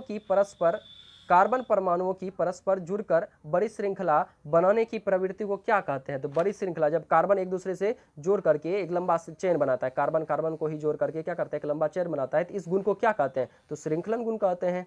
अगला कह रहा है, इंग्लिश में कैटेनेशन प्रॉपर्टी कहा जाता है उसको। अगला है कार्बन एक अद्वितीय परमाणु है क्योंकि, कार्बन क्या है? एक अद्वितीय परमाणु है। क्यों है अद्वितीय परमाणु? क्योंकि इनके यौगिक की सर्वाधिक संख्या, हाँ ये भी सही बात है कि कार्बन अत्यधिक यौगिक बनाता है। इनके परमाणु लंबी श्रृंखला में बनते हैं, हाँ लंबी श्रृंखला बनता है, वितरत श्रृंखला गुण पर है, बड़ी बड़ी श्रृंखला वाला यौगिक बनता है। जैसे साबुन को आप देखिए C17H कितना लंबा श्रृंखला होगा। अगला है जंतु और पेड़ पौधे मुख्यतः कार्बनिक यौगिक से बने होते हैं, हाँ उसमें भी कार्बनिक यौगिक उपस्थित रहता है। तो उपरोक्त सभी आंसर हो जाएगा। संकलन अभिक्रिया में हाइड्रोजन का क्या होता है? तो संकलन अभिक्रिया में हाइड्रोजन का योग होता है, सिंपल सी बात है। अगला कह रहा है कि साबुन के अणु के दो सिरे होते हैं, हाँ सही बात है, एक आयनिक सिरा होता है, एक हाइड्रोकार्बन सिरा होता है, शुरू में ही हम आपको बताए हैं। तो यहाँ पे कह रहा है हाइड्रोकार्बन में विलय सिरे को क्या कहते हैं? जो सिरा हाइड्रोकार्बन में विलय होता है यानी तेल में विलय होता है उसे क्या कहते हैं? आप जानते हैं तेल में विलय जो हो रहा है। अब देखिए दो चीजें होती है, एक जो जल में विलय हो रहा है, यानी जल में विलय होने का मतलब क्या? जो जल से मिल गया, जो जल से दोस्ती कर लिया, जल से जो जुड़ गया उसको क्या बोलेंगे? जलरागी। यानी जल से जो जुड़ने वाला तो उसको जलरागी कहा जाता है, और जो जल से नहीं जुड़ता है उसको जल विरागी कहा जाता है। तो आप देखिए आयनिक सिरा ना जल से जुड़ता है, हाइड्रोकार्बन सिरा जल से नहीं जुड़ता है। तो हाइड्रोकार्बन सिरा किससे जुड़ता है? तो हाइड्रोकार्बन से ही जुड़ता है। तो वही कह रहा है कि हाइड्रोकार्बन में विलय सिरे को क्या कहते हैं? तो जल विरागी सिरा कहते हैं। देखिए अगला क्वेश्चन है हमारा 71 का, एथेनॉल को सांद्र H2SO4 के साथ 443 केल्विन पर गर्म करने पर क्या होता है? एथेनॉल को जब कंसंट्रेटेड H2SO4 के साथ गर्म करेंगे 443 केल्विन टेम्परेचर पर, तब क्या होगा? देखिए एथेनॉल का फॉर्मूला आप लोग को पता होगा, एथेनॉल को कहते हैं C2H5OH। कह रहा है कि जब इसको हम क्या करेंगे? 443 केल्विन टेम्परेचर पर कंसंट्रेटेड यानी सांद्र कंसंट्रेटेड H2SO4 के साथ कितने पे 443 केल्विन टेम्परेचर पे गर्म करेंगे, ठीक ना। अब देखिए एथेनॉल एक एल्कोहल है, एल्कोहल को जब गर्म करेंगे, सबसे पहली बात आप जानते हैं एल्कोहल जो होता है ये एक द्रव होता है, कमरे के ताप पर ये क्या होता है, एक द्रव होता है, तरल पदार्थ होता है, मतलब इसमें पानी है। जैसे ही आप किसी भी द्रव को गर्म करेंगे तो उसमें उपस्थित पानी क्या होगा, वाष्प बनेगा कि नहीं बनेगा, वाष्प बनेगा। मतलब ये जो एथेनॉल है, इस एथेनॉल का जो इसमें पानी रहेगा वो क्या बन जाएगा, वो H2O बना करके निकल जाएगा। ये बात सही है, ये क्या हो जाएगा, H2O बना करके निकल जाएगा, ठीक ना। अब देखिए यहां से H2O जो बनेगा क्या, ये OH और क्या होगा, इसका H+ आयन एक दूसरे से जुड़ जाएगा, OH- और H+ आयन जुड़ करके क्या बना देगा, H2O बना देगा। और ये H2O जो बन रहा है किसके वजह से, इस कंसंट्रेटेड H2SO4 की वजह से। जो भी सांद्र H2SO4, कंसंट्रेटेड H2SO4, सांद्र H2SO4 का मतलब होता है गाढ़ा H2SO4, ठीक ना। गाढ़ा H2SO4 जो हम ले रहे हैं उसकी उपस्थिति में जब आप रिएक्शन करवाइएगा तो इसका काम होता है डिहाइड्रेट करना। डिहाइड्रेट का मतलब होता है पानी का निकल जाना, पानी की कमी कर देना। तो यहां से अल्कोहल से क्या हो जाएगा, ये पानी की कमी कर देगा। तो ये जो आपका ये डिहाइड्रेटिंग एजेंट है, जो आपको कंसंट्रेटेड H2SO4 दिख रहा है, ये कंसंट्रेटेड H2SO4 क्या है, डिहाइड्रेटिंग एजेंट है। क्योंकि ये क्या कर रहा है, अल्कोहल से पानी को बाहर कर रहा है, इथेनॉल से पानी को बाहर कर रहा है। तो ये एक डिहाइड्रेटिंग एजेंट है। और यहाँ पे क्या हो रहा है, अल्कोहल डिहाइड्रेट हो रहा है, इससे पानी निकल जा रहा है। तो जब देखिए इससे पानी निकल जाएगा तो मतलब यहाँ से एक H, ये वाला एक H और इससे एक H, यानी यहाँ पे 5 H था तो एक H इससे भी निकल जाएगा, तो बचेगा कितना, 4 ना। तो अब देखिए यहाँ पे H2O बना करके ये निकल गया, बाकी बचा हुआ रह जाएगा हमारे पास C2H4। कोई दिक्कत इसमें, C2H4। आप जानते हैं C2H4 को हम लोग क्या कहते हैं, C2H4 को कहा जाता है एथीन। क्या कहते हैं, एथीन कहते हैं। C2H4 इज कॉल्ड एथीन, ठीक ना। C2H4 को हम लोग क्या कहते हैं, एथीन कहते हैं। एक बात और यहाँ पे हम बता देते हैं कि जब आप एथेनॉल को, ठीक ना, एथेनॉल को 443 केल्विन पे गर्म कीजिएगा तो बनेगा एथीन। लेकिन जब इसे आप 413 से, कितने टेम्परेचर पे, 413 से, यहां पे हम लिख भी देते हैं 413 से 433 केल्विन के बीच के टेम्परेचर पे गर्म कीजिएगा। या तो 413 पे कीजिए, 414 पे कीजिए, इससे इसके बीच में 415, 16, 17, 18, 33 तक, कितने तक, 433 केल्विन तक आप जब इसको एथेनॉल को H2SO4, कंसंट्रेटेड H2SO4 के साथ गर्म कीजिएगा, तब यहां पे जो प्रोडक्ट बनता है वो आपको मिलेगा C2H5O C2H5। क्या मिलेगा, C2H5O C2H5। यहां पे देखिए इसको इथाइल कहा जाता है और इसको भी इथाइल कहा जाता है। कितना इथाइल, 2 इथाइल। तो इसी को हम लोग लिखते हैं डाई इथाइल। और ये जो O दिख रहा है ये कौन सा फंक्शनल ग्रुप है, ईथर। तो यहां पे क्या हो जाएगा, डाई इथाइल ईथर।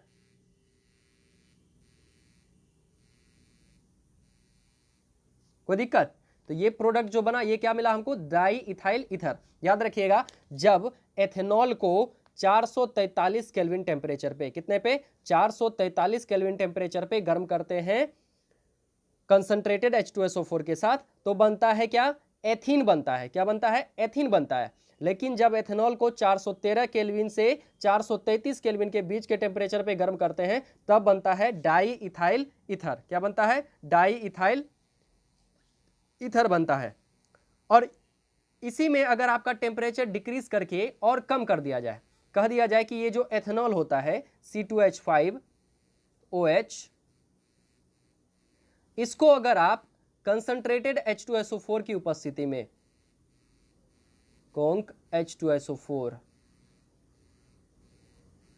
की उपस्थिति में जब आप इसको 0 डिग्री सेल्सियस पे गर्म कीजिएगा, कितने पे, 0 डिग्री सेल्सियस पे इसको गर्म कीजिएगा, तब यहां जो प्रोडक्ट बनता है ये बनेगा C2H5O C2H5HSO4, क्या बनेगा? C2H5HSO4। इसका जो नाम होता है इसको कहा जाता है इथाइल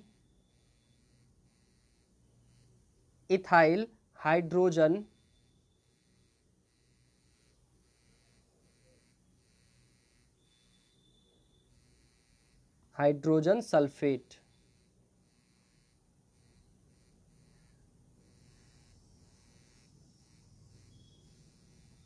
इथाइल हाइड्रोजन सल्फेट, इस बात को याद रखिएगा। फिर से हम रिकेप कर देते हैं कि जब एथेनॉल को कंसंट्रेटेड यानी सांद्र H2SO4 के साथ 0 डिग्री सेल्सियस टेम्परेचर पे गर्म करेंगे तो बनेगा इथाइल हाइड्रोजन सल्फेट। क्या बनेगा? Ethyl hydrogen sulphate C2H5HSO4। लेकिन इसी को जब हम क्या करेंगे 413 से 433 केल्विन टेम्परेचर पे गर्म करेंगे तब बनता है डाई इथाइल ईथर। क्या बनता है? Di ethyl ether. लेकिन जब उसको हम 443 केल्विन टेम्परेचर पे गर्म करेंगे, जो हमारा क्वेश्चन भी हमसे पूछ रहा है कि जब एथेनॉल को 443 केल्विन टेम्परेचर पे H2SO4 के साथ गर्म किया जाता है तब क्या बनता है? तो 443 केल्विन टेम्परेचर पे क्या बनेगा? एथीन बनता है। क्या बनता है? एथीन बनता है। इस बात को ध्यान में रखिएगा। क्या बनेगा? एथीन बनेगा, यानी C2H4 बनेगा। क्या बनेगा? C2H4 बनेगा। इसको अगर हम लिखेंगे तो कितना हो जाएगा? Double bond C double bond C, इधर भी आपका H रहेगा, इधर भी H रहेगा, और यहाँ भी इस साइड भी 2 H लगा हुआ रहेगा, यानी हाइड्रोजन लगा हुआ रहेगा। तो ये हमारा क्या कहलाता है? ये एथीन कहलाता है। ठीक ना? तो यहाँ पे याद रखिएगा, जब भी एथेनॉल को H2SO4 के साथ 443 केल्विन पे गर्म करेंगे तो क्या बनेगा? एथीन बनेगा। तो अब हम अपना ऑप्शन देखते हैं कि जो भी क्वेश्चन हमसे पूछा गया है तो उस क्वेश्चन के अनुसार इसमें ऑप्शन क्या क्या दिया गया है। आप अगर ध्यान से देखिएगा तो पहला ऑप्शन हमारा कह रहा है कि एथीन गैस निर्मित होता है। अभी तुरंत पढ़े हैं कि एथेनॉल को सांद्र H2SO4 के साथ गर्म करेंगे 443 केल्विन पर तो क्या बनता है? तो अभी तुरंत देखिए उसमें क्या बनता है? एथीन बनता है। तो यहाँ पे पहला ऑप्शन में कह रहा है एथीन गैस बनता है। बी में कह रहा है डाई मेथिल ईथर निर्मित होता है। तो आपको याद होगा हम बताए थे कि 413 केल्विन से 433 केल्विन तक गर्म करेंगे इस टेम्परेचर पे तब बनता है डाई मेथिल ईथर। ठीक ना? तब क्या बनता है? सॉरी, डाई इथाइल ईथर बनता है। उस कंडीशन पे क्या बनता है? डाई इथाइल ईथर बनता है। लेकिन जब हम क्या करते हैं उसको 0 डिग्री सेल्सियस पे गर्म करते हैं तब बनता है इथाइल हाइड्रोजन सल्फेट। क्या बनता है? यहाँ देखिए इथाइल हाइड्रोजन सल्फेट बनता है। ये बनता है 0 डिग्री सेल्सियस पे। ठीक ना? और डाई इथाइल ईथर जो बनता है वो 413 से 433 केल्विन टेम्परेचर के बीच में बनता है। लेकिन अगर आपको कहा जाए कि 443 केल्विन पे क्या बनेगा तब बनता है एथीन गैस। क्या बनता है? Ethene gas. लेकिन एक चीज और देखिएगा यहाँ पे ध्यान से कि ऑप्शन नंबर 4 कह रहा है कि एल्किन बनता है। क्या बनता है? एल्किन बनता है। तो यहाँ पे गौर करने वाली बात है कि एथीन जो होता है, एथीन एल्किन का ही एक सदस्य है। एल्किन ग्रुप का पहला सदस्य कौन होता है? एथीन होता है। अगर यहाँ पे इस ऑप्शन में आपका एथीन गैस नहीं लिखा हुआ रहता, क्या बोल रहे हैं? अगर यहाँ पे एथीन गैस निर्मित होता है ये लिखा हुआ नहीं रहता, कुछ और लिखा हुआ रहता, तब हमारा आंसर का, ये क्वेश्चन का जो आंसर होता ये एल्किन बन जाता। ठीक ना? लेकिन यहाँ पे आपको पहले ही दे दिया है एथेनॉल। अगर यहाँ पे क्वेश्चन में देखिए, क्वेश्चन में भी अगर यहाँ पे एथेनॉल के जगह केवल ये लिखा रहता एल्कोहल, एथेनॉल के जगह क्या लिखा रहता? एल्कोहल लिखा रहता। ठीक ना? क्योंकि अल्कोहल का तो बहुत सारा श्रेणी होगा। अल्कोहल के खानदान में अलग अलग प्रकार का अल्कोहल पाया जाता है। एथेनॉल होता है, मेथेनॉल होता है, इथाइल अल्कोहल होता है और प्रोपाइल अल्कोहल होता है। ये सारे क्या है? अल्कोहल ही है। लेकिन यहाँ पे एक पर्टिकुलर अल्कोहल की बात की जा रही है जिसका नाम है एथेनॉल। ठीक ना? जब पर्टिकुलर अल्कोहल की बात की जाए और कहा जाए कि ये H2SO4 से रिएक्शन करेगा 443 केल्विन पे तब क्या बनेगा? तब ध्यान में रखिएगा तो हमेशा क्या बनेगा? एथीन गैस ही निर्मित होता है। क्या निर्मित होता है? एथीन गैस निर्मित होता है। ठीक ना? अगर ये बोले कि एल्कोहल, तो अल्कोहल के खानदान में तो बहुत तरह का अल्कोहल आता है। तो जब भी अल्कोहल रिएक्शन करेगा, ये भी बात ध्यान से सुन लीजिए कि अल्कोहल जब भी रिएक्शन करेगा H2SO4 के साथ, ठीक ना, हाई टेम्परेचर पे, तब ये बनाता है एल्कीन। क्या बनाता है? एल्कीन ही बनाता है। ठीक ना? कोई भी अल्कोहल H2SO4 के साथ हाई टेम्परेचर पे रिएक्शन करेगा तो ये बनाएगा क्या? एल्कीन बनाता है। क्या बनाता है? एल्कीन बनाता है। चाहे वो 1 डिग्री अल्कोहल हो, 2 डिग्री अल्कोहल हो, 3 डिग्री अल्कोहल हो, इसमें कंसंट्रेटेड H2SO4 का मात्रा थोड़ा बहुत चेंज होते रहता है। 1 डिग्री में अलग होता है, 2 डिग्री में अलग होता है, 3 डिग्री में अलग होता है, लेकिन बनता क्या है इसमें? प्रोडक्ट बनता है एल्कीन बनता है। ठीक ना, वहां पे एल्कोहल कहेगा कि एल्कोहल जब H2SO4 से रिएक्शन करेगा तब क्या बनेगा, लेकिन यहां पे कह रहा है पर्टिकुलरली नाम दे करके कि एथेनॉल जब सांद्र H2SO4 से अभिक्रिया करता है तब क्या बनता है। तो ये बात हमेशा याद रखिएगा कि एथेनॉल जब सांद्र H2SO4 के साथ कितने टेम्परेचर पे, 443 केल्विन टेम्परेचर पे गर्म किया जाएगा इसको, तब बनेगा एथीन।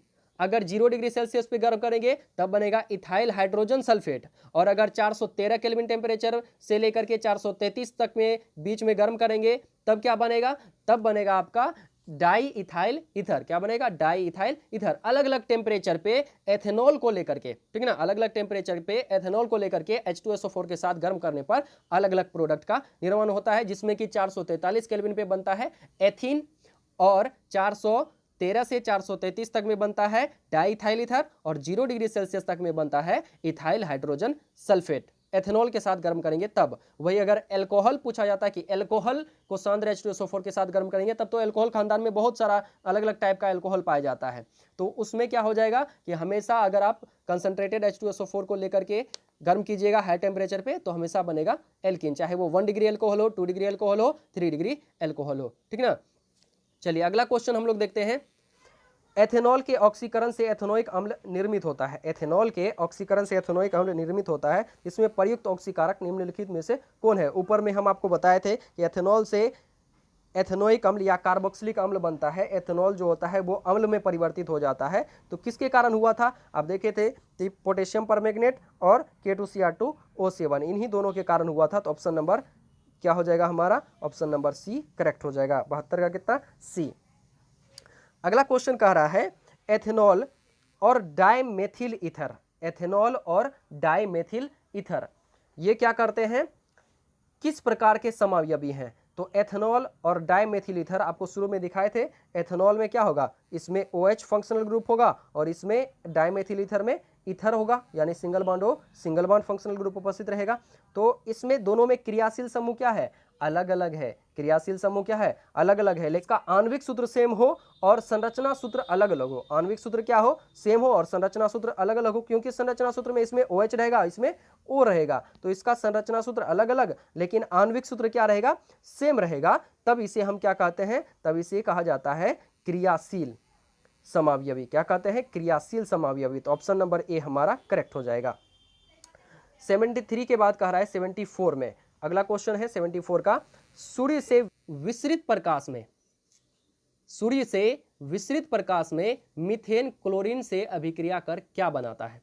सूर्य से विसरित प्रकाश में मीथेन, आप जानते हैं मीथेन का फॉर्मूला होता है CH4। मीथेन का फॉर्मूला क्या होता है, CH4। जब ये CH4 रिएक्शन करता है, किससे रिएक्शन करेगा, CH4। CH4 जब रिएक्शन करेगा,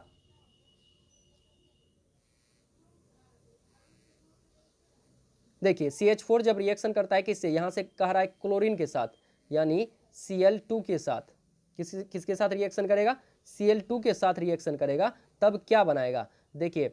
और उसमें भी सूर्य प्रकाश का जिक्र किया जा रहा है कि CH4 जब रिएक्शन करता है Cl2 के साथ, किसकी उपस्थिति में, सूर्य प्रकाश की उपस्थिति में, यानी H nu।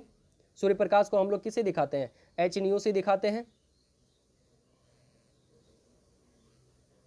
समझिए बात को, जब CH4 Cl2 के साथ सूर्य प्रकाश की उपस्थिति में इसको रिएक्शन करवाएंगे, अभिक्रिया करवाएंगे, तब क्या बनेगा। तो ध्यान से देखिएगा, यहाँ पे क्या होगा कि ये Cl जो होता है मोर इलेक्ट्रोनेगेटिव एटम है।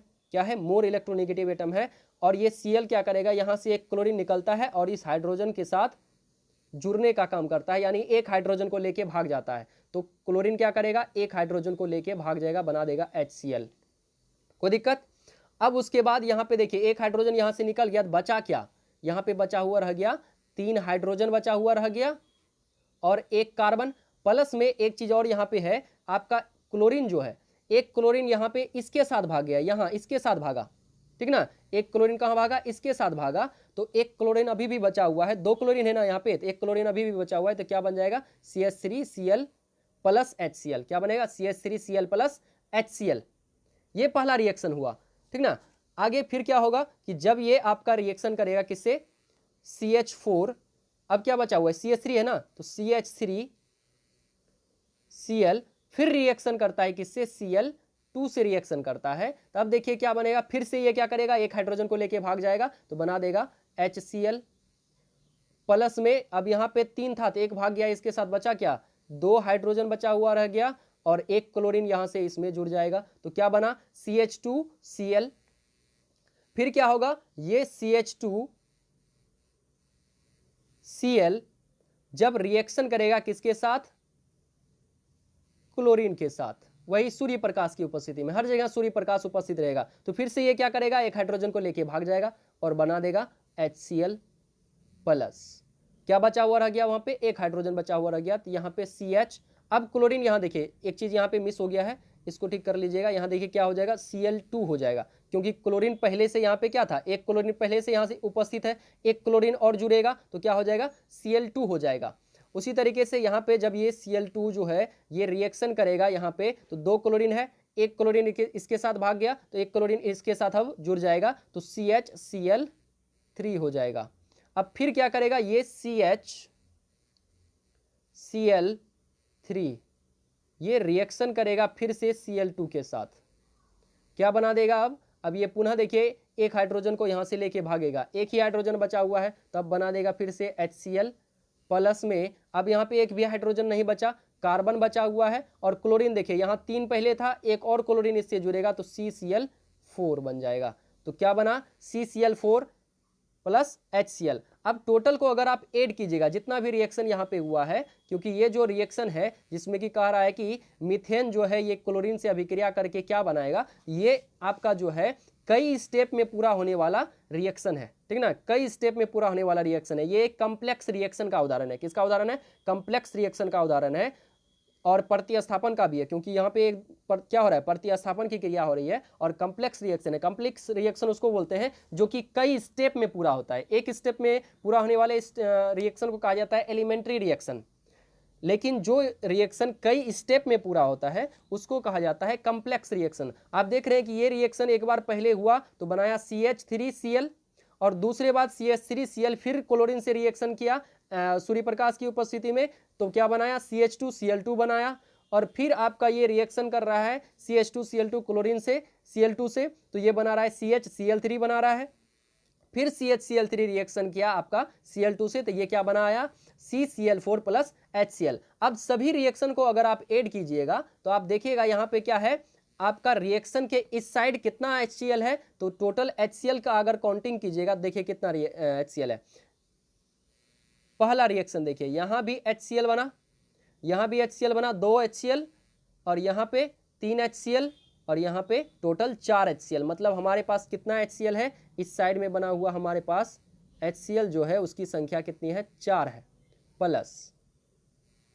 पहले हम राइट साइड वाले को लिख रहे हैं, अभी देखिए क्या है, HCl 4 हो गया, उसके बाद पहले क्या बना था, CH3Cl बना था, CH3Cl, और देखिए CH3Cl आप यहाँ पे लिख दीजिएगा, तो CH3Cl इधर भी है राइट साइड में भी, और CH3Cl आपका लेफ्ट साइड में आएगा, तो ये दोनों एक दूसरे को कैंसिल आउट कर देगा। उसके बाद आप देखिए यहाँ पे क्या है, CH2Cl2, यहाँ क्या है CH2Cl2 और फिर CH2Cl2। जब इसको भी देखिएगा तो दोनों क्या है, एक है राइट साइड में एक है लेफ्ट साइड में, तो समीकरण से क्या हो जाएगा, ये भी एक दूसरे को क्या कर देगा, कट कर देगा, कैंसिल आउट कर देगा। उसके बाद देखिए हमारे पास क्या है, देखिए आगे है हमारे पास CHCl3, क्या है CHCl3, और यहाँ पे भी क्या है CHCl3, तो ये भी एक दूसरे को क्या कर देगा, कट कर देगा। तो बचा हुआ क्या रह गया, तो बचा हुआ हमारे पास रह गया CH4 plus CH4 plus chlorine. देखिए तो टोटल कितना क्लोरीन है, क्लोरीन तो केवल इसी साइड है, लेफ्ट साइड में क्लोरीन है, क्लोरीन क्लोरीन, यहाँ जी क्लोरीन है, और यहाँ भी क्लोरीन है, और यहाँ भी क्लोरीन है। टोटल कितना Cl2 हुआ, तो 4 Cl2। ये जुड़ करके बनाया क्या, वो हम देखते हैं। HCl तो बनाया ही है, प्लस में देखिए ये सारे ऊपर वाले जितने हैं ये सब कट चुके हैं। बचा हुआ क्या रह गया हमारे पास, बचा हुआ रह गया है CCl4, तो यहाँ पे लिख दीजिए CCl4। यानी कि जब ये रिएक्शन होता है CH4 प्लस Cl2, तब क्या क्या क्या बनेगा, हमारा मेन प्रोडक्ट क्या होगा, तो CCl4 प्लस 4HCl होगा, CCl4 प्लस 4HCl बनेगा। अब ये रिएक्शन कई स्टेप में कंप्लीट हुआ, तो उस स्टेप में देखते हैं कि क्या क्या बना। अब देखिए पहले क्या बना, तो CH3Cl बना। क्या बना, CH3Cl। और इस क्वेश्चन के ऑप्शन को देखिए कि पहले क्वेश्चन देखिए, क्वेश्चन कह रहा है कि सूर्य से विसरित प्रकाश में मीथेन क्लोरीन से अभिक्रिया कर क्या बनाता है। तो पहले देखिए यहाँ पे ऑप्शन दिया हुआ है CH3Cl, तो देखिए सही में CH3Cl बना है क्या, हाँ यहाँ पे है हमारा कि एक प्रोडक्ट तो बना है CH3Cl। फिर CH3Cl रिएक्शन किया है Cl2 से, तब क्या बनाया है, तो ये बनाया है CH2Cl2। क्या ऑप्शन में ये है हमारा, तो हाँ CH2Cl2 बी नंबर ऑप्शन में है, ये प्रोडक्ट भी बना है। अगला क्या है, तो आगे देखते हैं कि CH2Cl2 फिर रिएक्शन किया है, CH2Cl2 फिर रिएक्शन किया है Cl2 से, तो अब देखिए क्या बना है, CHCl3 बना है। क्या बना है, CHCl3 बना है। तो क्या ऑप्शन में है CHCl3, तो देखिए यहाँ पे CHCl3 भी उपस्थित है।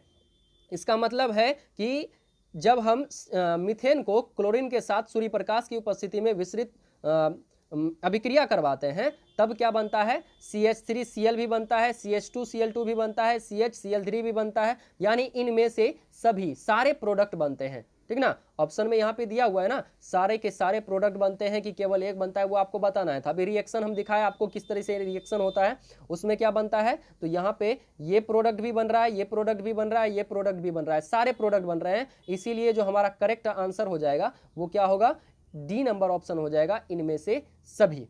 कोई दिक्कत, याद रखिएगा जब क्या होता है हमारा सूर्य से विसरित प्रकाश में मीथेन जब क्लोरीन से अभिक्रिया करता है, तब जो प्रोडक्ट बनती है वो कौन सी प्रोडक्ट बनती है, वो प्रोडक्ट हमारा क्या बनता है, तो वो बनता है हमारा सभी प्रोडक्ट। CH3Cl भी बनता है, CH2Cl2 भी बनता है, CHCl3 भी बनता है। लेकिन ये पूछता है कि उसमें मेन प्रोडक्ट जो होता है, अंतिम प्रोडक्ट जो मुख्य रूप से हमको प्राप्त होता है, वो क्या प्राप्त होता है, तो CCl4 प्लस 4HCl प्राप्त होता है। यही ना मिलता है, ये हुआ हमारा मेन प्रोडक्ट, जो कि कई स्टेप को पूरा करने के बाद मेन प्रोडक्ट प्राप्त होता है। तो ऐसे रिएक्शन को हम लोग कम्प्लेक्स रिएक्शन बोलते हैं। तो ये जो रिएक्शन यहाँ पे हमसे पूछा गया है, ये एक कम्प्लेक्स रिएक्शन है। ये इस रिएक्शन में कई स्टेप में ये रिएक्शन पूरा हुआ, तो हर स्टेप में एक अलग अलग प्रोडक्ट बना, फिर वो प्रोडक्ट क्लोरीन से अभिक्रिया करते गया, तब जाकर के लास्ट में ये प्रोडक्ट प्राप्त होता है। तो उस दौरान, उस बीच में कई स्टेप में कौन कौन सा प्रोडक्ट हमको मिलता है, तो पहला ये मिलता है, दूसरा ये मिलता है, तीसरा ये मिलता है। तो तीनों यहाँ पे उपस्थित है, इसीलिए आंसर क्या हो जाएगा, इनमें से सभी हो जाएगा। कोई दिक्कत। अब हम लोग चलते हैं अपने अगले क्वेश्चन पे। निम्न में से कौन कमरे के ताप पर द्रव नहीं है, कमरे के ताप पर द्रव अवस्था में कौन नहीं पाया जाता है। तो यहाँ पे कमरे के ताप पर द्रव अवस्था में कौन नहीं पाया जाएगा, तो एथीन जो होता है ये कमरे के ताप पर द्रव अवस्था में नहीं पाया जाता है। बाकी सभी, आप एथेनोइक अम्ल को देख लीजिए, अम्ल है ये भी द्रव अवस्था में रहेगा, एथेनॉल है ये एल्कोहल है तो ये भी द्रव अवस्था में रहेगा, बेंजीन भी द्रव अवस्था में रहता है। ये जो एथीन होता है ये द्रव अवस्था में नहीं पाया जाता है। वेल्डिंग में किस गैस का उपयोग किया जाता है, तो वेल्डिंग में कौन सी गैस का उपयोग किया जाता है, ये आप लोग अच्छे से पढ़े हैं कि वेल्डिंग में किसका, एथाइन का उपयोग किया जाता है। Option number D.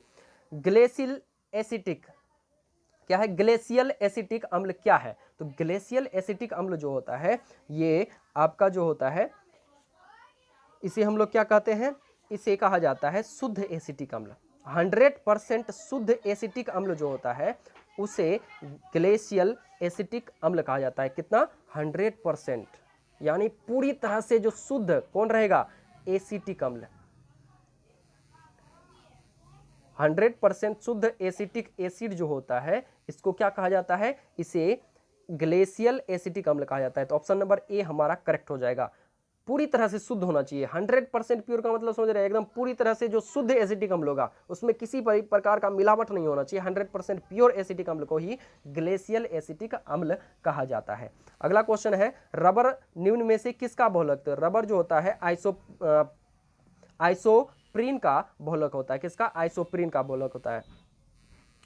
अगला है, संतृप्त हाइड्रोकार्बन वायु में जलकर किस प्रकार की ज्वाला उत्पन्न करता है, तो संतृप्त हाइड्रोकार्बन वायु में जलकर के स्वच्छ ज्वाला उत्पन्न करता है। अगला क्वेश्चन कह रहा है, कार्बनिक यौगिकों के गुण को निर्धारित करने वाले परमाणु या परमाणुओं के समूह को क्या कहा जाता है। कार्बनिक यौगिकों के गुण को निर्धारित करने वाले परमाणु या परमाणु के समूह को हम लोग क्या कहते हैं, क्रियाशील मूलक कहते हैं। अगला कह रहा है, संतृप्त हाइड्रोकार्बन कहे जाते हैं। संतृप्त हाइड्रोकार्बन किसे कहते हैं, एल्केन को कहते हैं। कार्बन के दो अपर रूप के अलावा तीसरा अपर रूप निम्नलिखित में से कौन होता है? दो अपर रूप के अलावा तीसरा अपर रूप, आप पढ़े हैं प्राकृतिक अपर रूप हीरा और ग्रेफाइट होता है, लेकिन तीसरा का भी खोज हुआ जिसे हम लोग क्या कहते हैं? फुलेरिन का। क्या कहते हैं इसे? फुलेरिन कहते हैं। ऑप्शन नंबर सी हमारा करेक्ट हो जाएगा। कार्बन के दो अपर रूप के अलावा तीसरा अपर रूप निम्नलिखित में से कौन है? तो फुलेरिन है। अगला है कार्बन यौगिकों की संख्या है लगभग, कार्बन यौगिकों की संख्या जो होती है लगभग 3 मिलियन होती है। कितना? 3 मिलियन होती है। अगला, सबसे अधिक उपयोगी एल्कोहल कौन है? तो एथेनॉल है। सबसे अधिक उपयोगी एल्कोहल कौन होता है? एथेनॉल होता है। आप जानते हैं मेथेनॉल तो पीने से ही आदमी मर जाता है, तो ज़्यादा उपयोगी कौन होता है? एथेनॉल होता है। इसका बहुत कामों में यूज किया जाता है, पेट्रोल बनाने में भी किया जाता है, अन्य कामों में भी इसका बहुत सारा यूज है इसका, जहाँ पे किया जाता है एथेनॉल का उपयोग। सबसे उपयोगी एल्कोहल यही होता है, एथेनॉल। अगला कह रहा है पेंटेन के समावयवों की संख्या कितनी है? तो पेंटेन के 3 समावयवी होते हैं। अगला, प्रोपेनॉन में कौन सा समूह है? प्रोपेनॉन ONE हो जाएगा, यानी कीटोन समूह हो जाता है इसमें।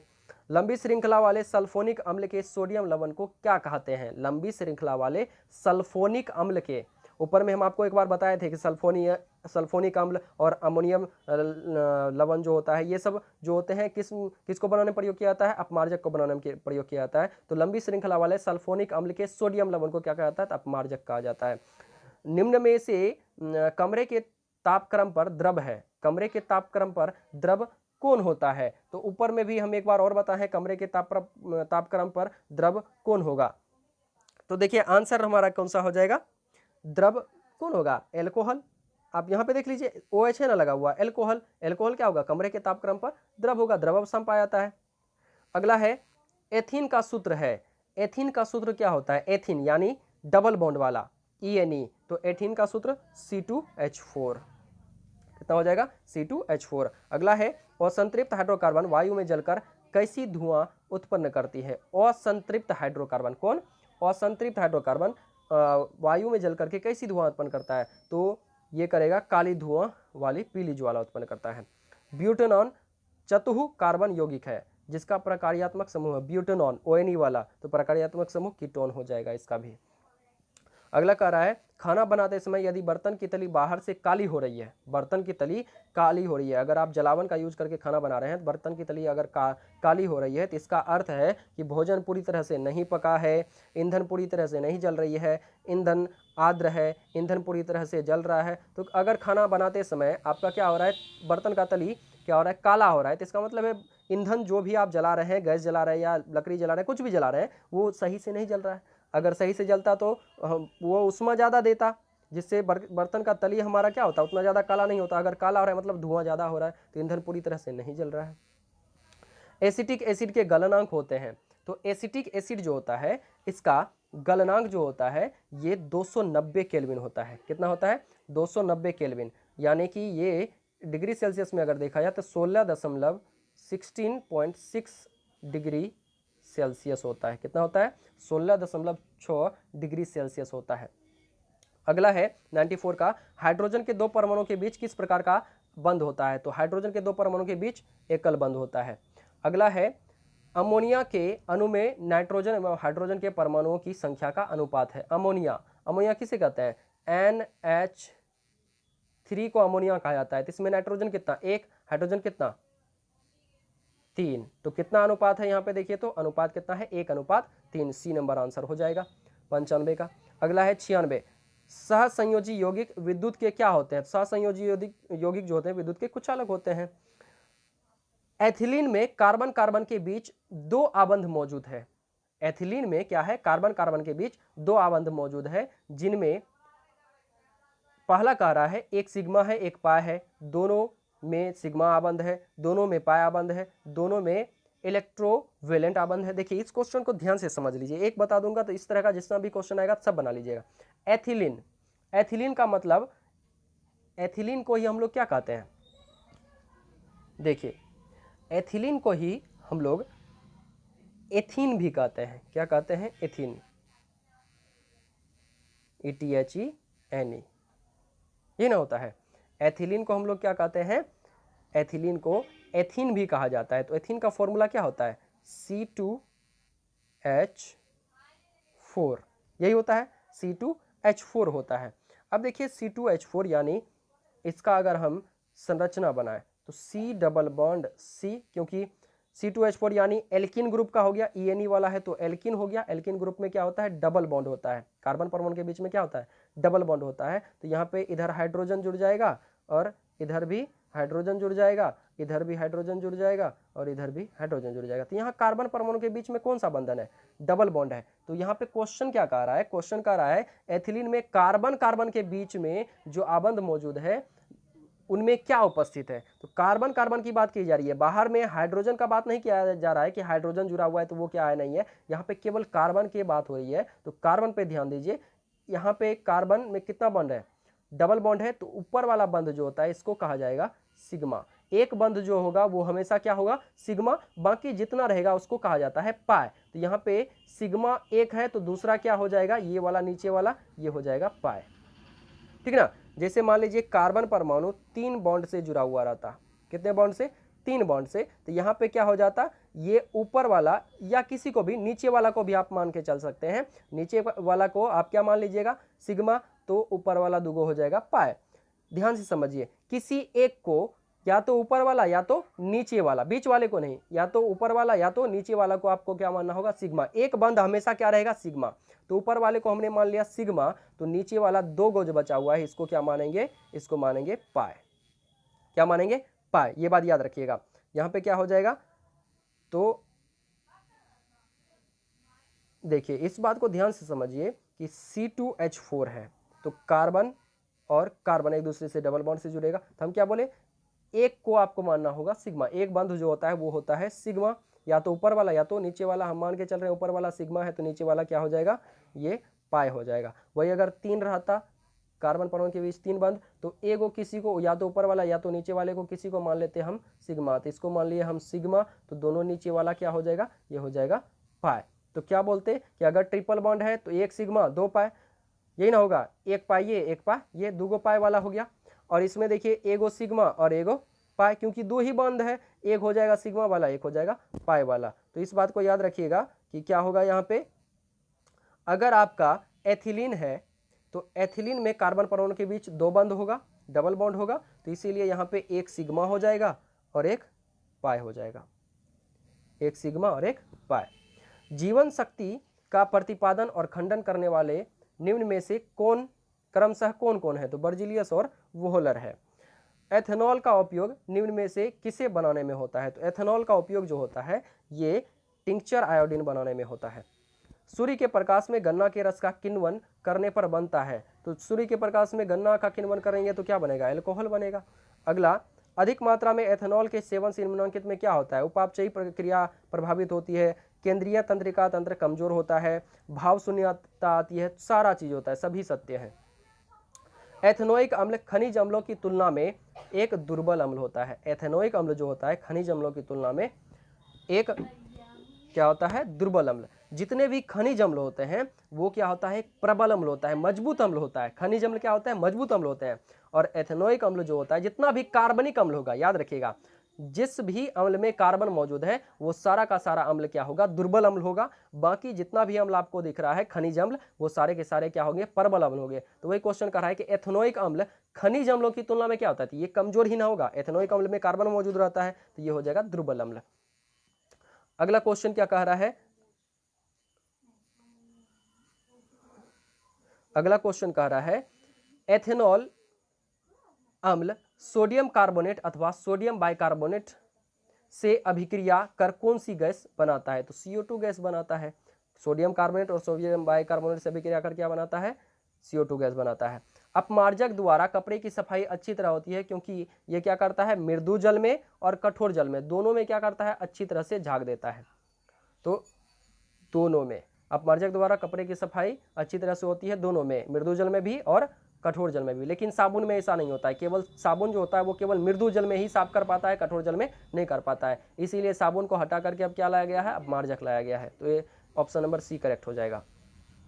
अगला कह रहा है साबुन कठोर जल में किन किन लवणों से अभिक्रिया करता है, तो साबुन जो होता है ये कठोर जल में किन किन लवणों से अभिक्रिया करता है, तो मैग्नीशियम लवण से और कैल्शियम लवण से, यानी दोनों प्रकार के लवणों से अभिक्रिया करता है। और ये इसी से अभिक्रिया करके वो क्या करता है, श्वेत दही के समान झाग बना देता है, यानी हमारा मैक्सिमम साबुन इसी में बर्बाद हो जाता है। और एक चिपचिपा पदार्थ होता है जो हमारे त्वचा से ही चिपक जाता है और हमारे त्वचा को और शरीर कपड़ों को साफ नहीं कर पाता। इसीलिए साबुन को हटा करके किसको लाया गया है, अपमार्जक को लाया गया है, क्योंकि अपमार्जक ऐसा कुछ नहीं करता है।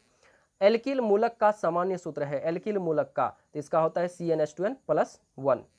क्लोरोप्रोपेन में कौन सा समूह उपस्थित है, तो क्लोरोप्रोपेन जो होता है इसमें हेलोजन समूह उपस्थित रहता है। क्लोरोप्रोपेन, प्रोपेन है तो C3H7Cl हो जाएगा, क्लोरोप्रोपेन तो हेलोजन समूह उपस्थित रहता है, क्योंकि क्लोरीन क्या है, हेलोजन समूह का सदस्य है।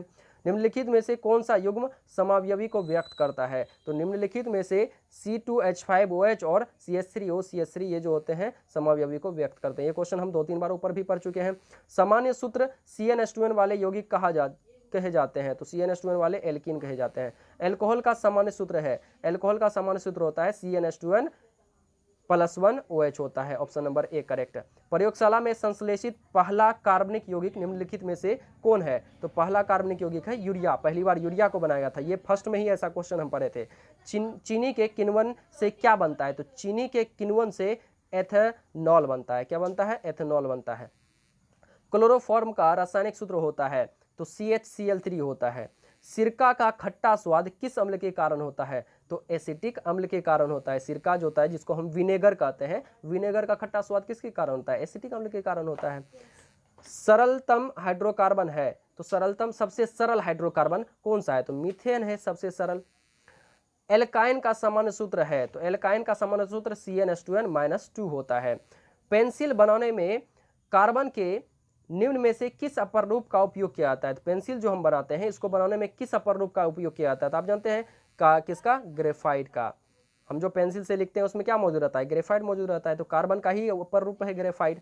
अभिक्रिया समूह C+C वाले यौगिक कहे जाते हैं, तो C+C है तो डबल बॉन्ड वाले को क्या कहते हैं, एल्कीन कहते हैं, तो बी नंबर हो जाएगा। बेंजीन का अनुसूत्र होता है तो C6H6 होता है। निम्न में से कौन योगशील अभिक्रिया प्रस्तुत करता है, तो योगशील अभिक्रिया कौन प्रस्तुत करता है, आप जानते हैं योगशील अभिक्रिया किसमें होता है, असंतृप्त हाइड्रोकार्बन होता है, असंतृप्त हाइड्रोकार्बन में ही ना होता है। तो असंतृप्त हाइड्रोकार्बन यहाँ पे चुनिए कौन है, यह है मीथेन संतृप्त है, एथेन संतृप्त है, प्रोपेन संतृप्त है, सब एल्केन ग्रुप से है, तो यहाँ पे एथीन जो है ये असंतृप्त हाइड्रोकार्बन है। जंतु वसा में होती है, तो जंतु वसा में क्या होता है, कितना नंबर क्वेश्चन है, 121 नंबर क्वेश्चन, इसको भी ध्यान से समझिएगा। जंतु वसा जो होती है इसमें क्या होता है, ऊपर में एक बार हम लोग पढ़े भी थे कि जंतु वसा में संतृप्त कार्बन श्रृंखलाएं होती हैं। अगला कह रहा है वनस्पति तेलों में होती है, तो वनस्पति तेलों में जो होता है असंतृप्त कार्बन श्रृंखलाएं होती हैं और वो भी लंबी वाली, ठीक ना, इसमें कार्बन का लंबा चयन होता है, तो लंबी असंतृप्त कार्बन श्रृंखलाएं होती हैं। हजामती साबुन का झाग जल्द नहीं सूखता, क्योंकि इसमें हजामती साबुन मतलब वो दाढ़ी बनाने वाला सब जो साबुन आता है वो जल्दी नहीं सूखता है, किसके कारण, क्योंकि इसमें रेजिन और ग्लिसरॉल मौजूद रहता है, इसीलिए जल्दी नहीं सूखता है। प्रोपाइन C3H4 में कौन समूह है, प्रोपाइन, तो ये कौन सा हो जाएगा, ये एल्काइन समूह का हो जाएगा, किस समूह का, एल्काइन समूह का हो जाएगा। अगला, किन उत्प्रेरकों के उपयोग का वनस्पति तेलों के हाइड्रोजनीकरण में किया जाता है, किन वनस्पति तेलों का उपयोग, ठीक ना, किन उत्प्रेरकों का उपयोग जो है वनस्पति तेलों के हाइड्रोजनीकरण में किया जाता है, तो किसका किया जाता है, निकेल का किया जाता है, ये बात याद रखिएगा। अगला क्वेश्चन कह रहा है अल्कोहल में कौन सा तत्व उपस्थित नहीं है, तो अल्कोहल में कौन सा तत्व उपस्थित नहीं रहता है, अल्कोहल को अगर आप लिखिएगा देखिए C2H5OH यही ना रहता है, इसमें आप देखिए कार्बन है, हाइड्रोजन है, ऑक्सीजन है, हाइड्रोजन है, और कोई है इसमें, तो कार्बन उपस्थित रहता है, ऑक्सीजन उपस्थित रहता है, हाइड्रोजन उपस्थित रहता है, लेकिन नाइट्रोजन उपस्थित नहीं रहता है। मीथेन वायु में जलकर क्या देता है, तो मीथेन जो है ये वायु में जल करके ये हमेशा क्या देगा, ये CO2 गैस प्रोवाइड करता है। मीथेन जो होता है ये वायु में जल करके कार्बन डाइऑक्साइड गैस देता है। एल्केनों के प्रमुख स्रोत क्या हैं, तो एल्केन जो होता है हमको कहाँ कहाँ से प्राप्त होता है, तो एल्केन जो होता है ये मुख्य रूप से हमको पेट्रोलियम पदार्थ से प्राप्त होता है। एल्केन कहाँ से प्राप्त होते हैं, पेट्रोलियम पदार्थ से। आप इसको पढ़े भी होंगे कि इसको जो होता है एल्केन को क्या कहा जाता है, पैराफिन भी कहा जाता है, क्योंकि ये एकदम मोम के समान, गाद के समान अंदर से निकलता है, ठीक ना। और ये जब पेट्रोल पदार्थ कहाँ से निकालते हैं, समुद्र के अंदर से निकालते हैं, तो उसी समय ये भी आपका निकलता है, पैराफिन भी निकलता है, जो कैसा होता है, मोम के समान, गाद के समान होता है। इसीलिए एल्केन को क्या कहा जाता है, पैराफिन भी कहा जाता है। और ये हमें किससे मिलता है, पेट्रोलियम पदार्थ से मिलता है।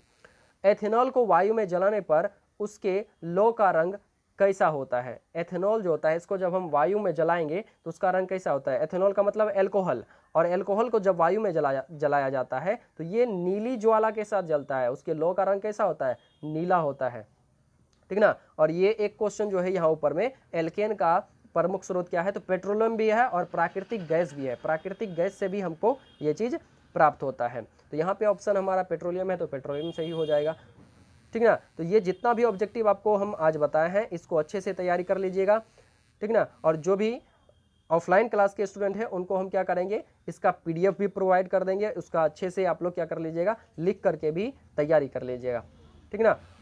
और जो भी क्वेश्चन समझ में ना आया हो, कहीं कोई दिक्कत रह गया हो, तो आप कमेंट सेक्शन में क्वेश्चन का सवाल हमसे पूछ सकते हैं, आप क्वेश्चन कर सकते हैं, उसका आंसर हम जरूर आपको देंगे। तो चलिए आज के लिए इतना ही रखते हैं।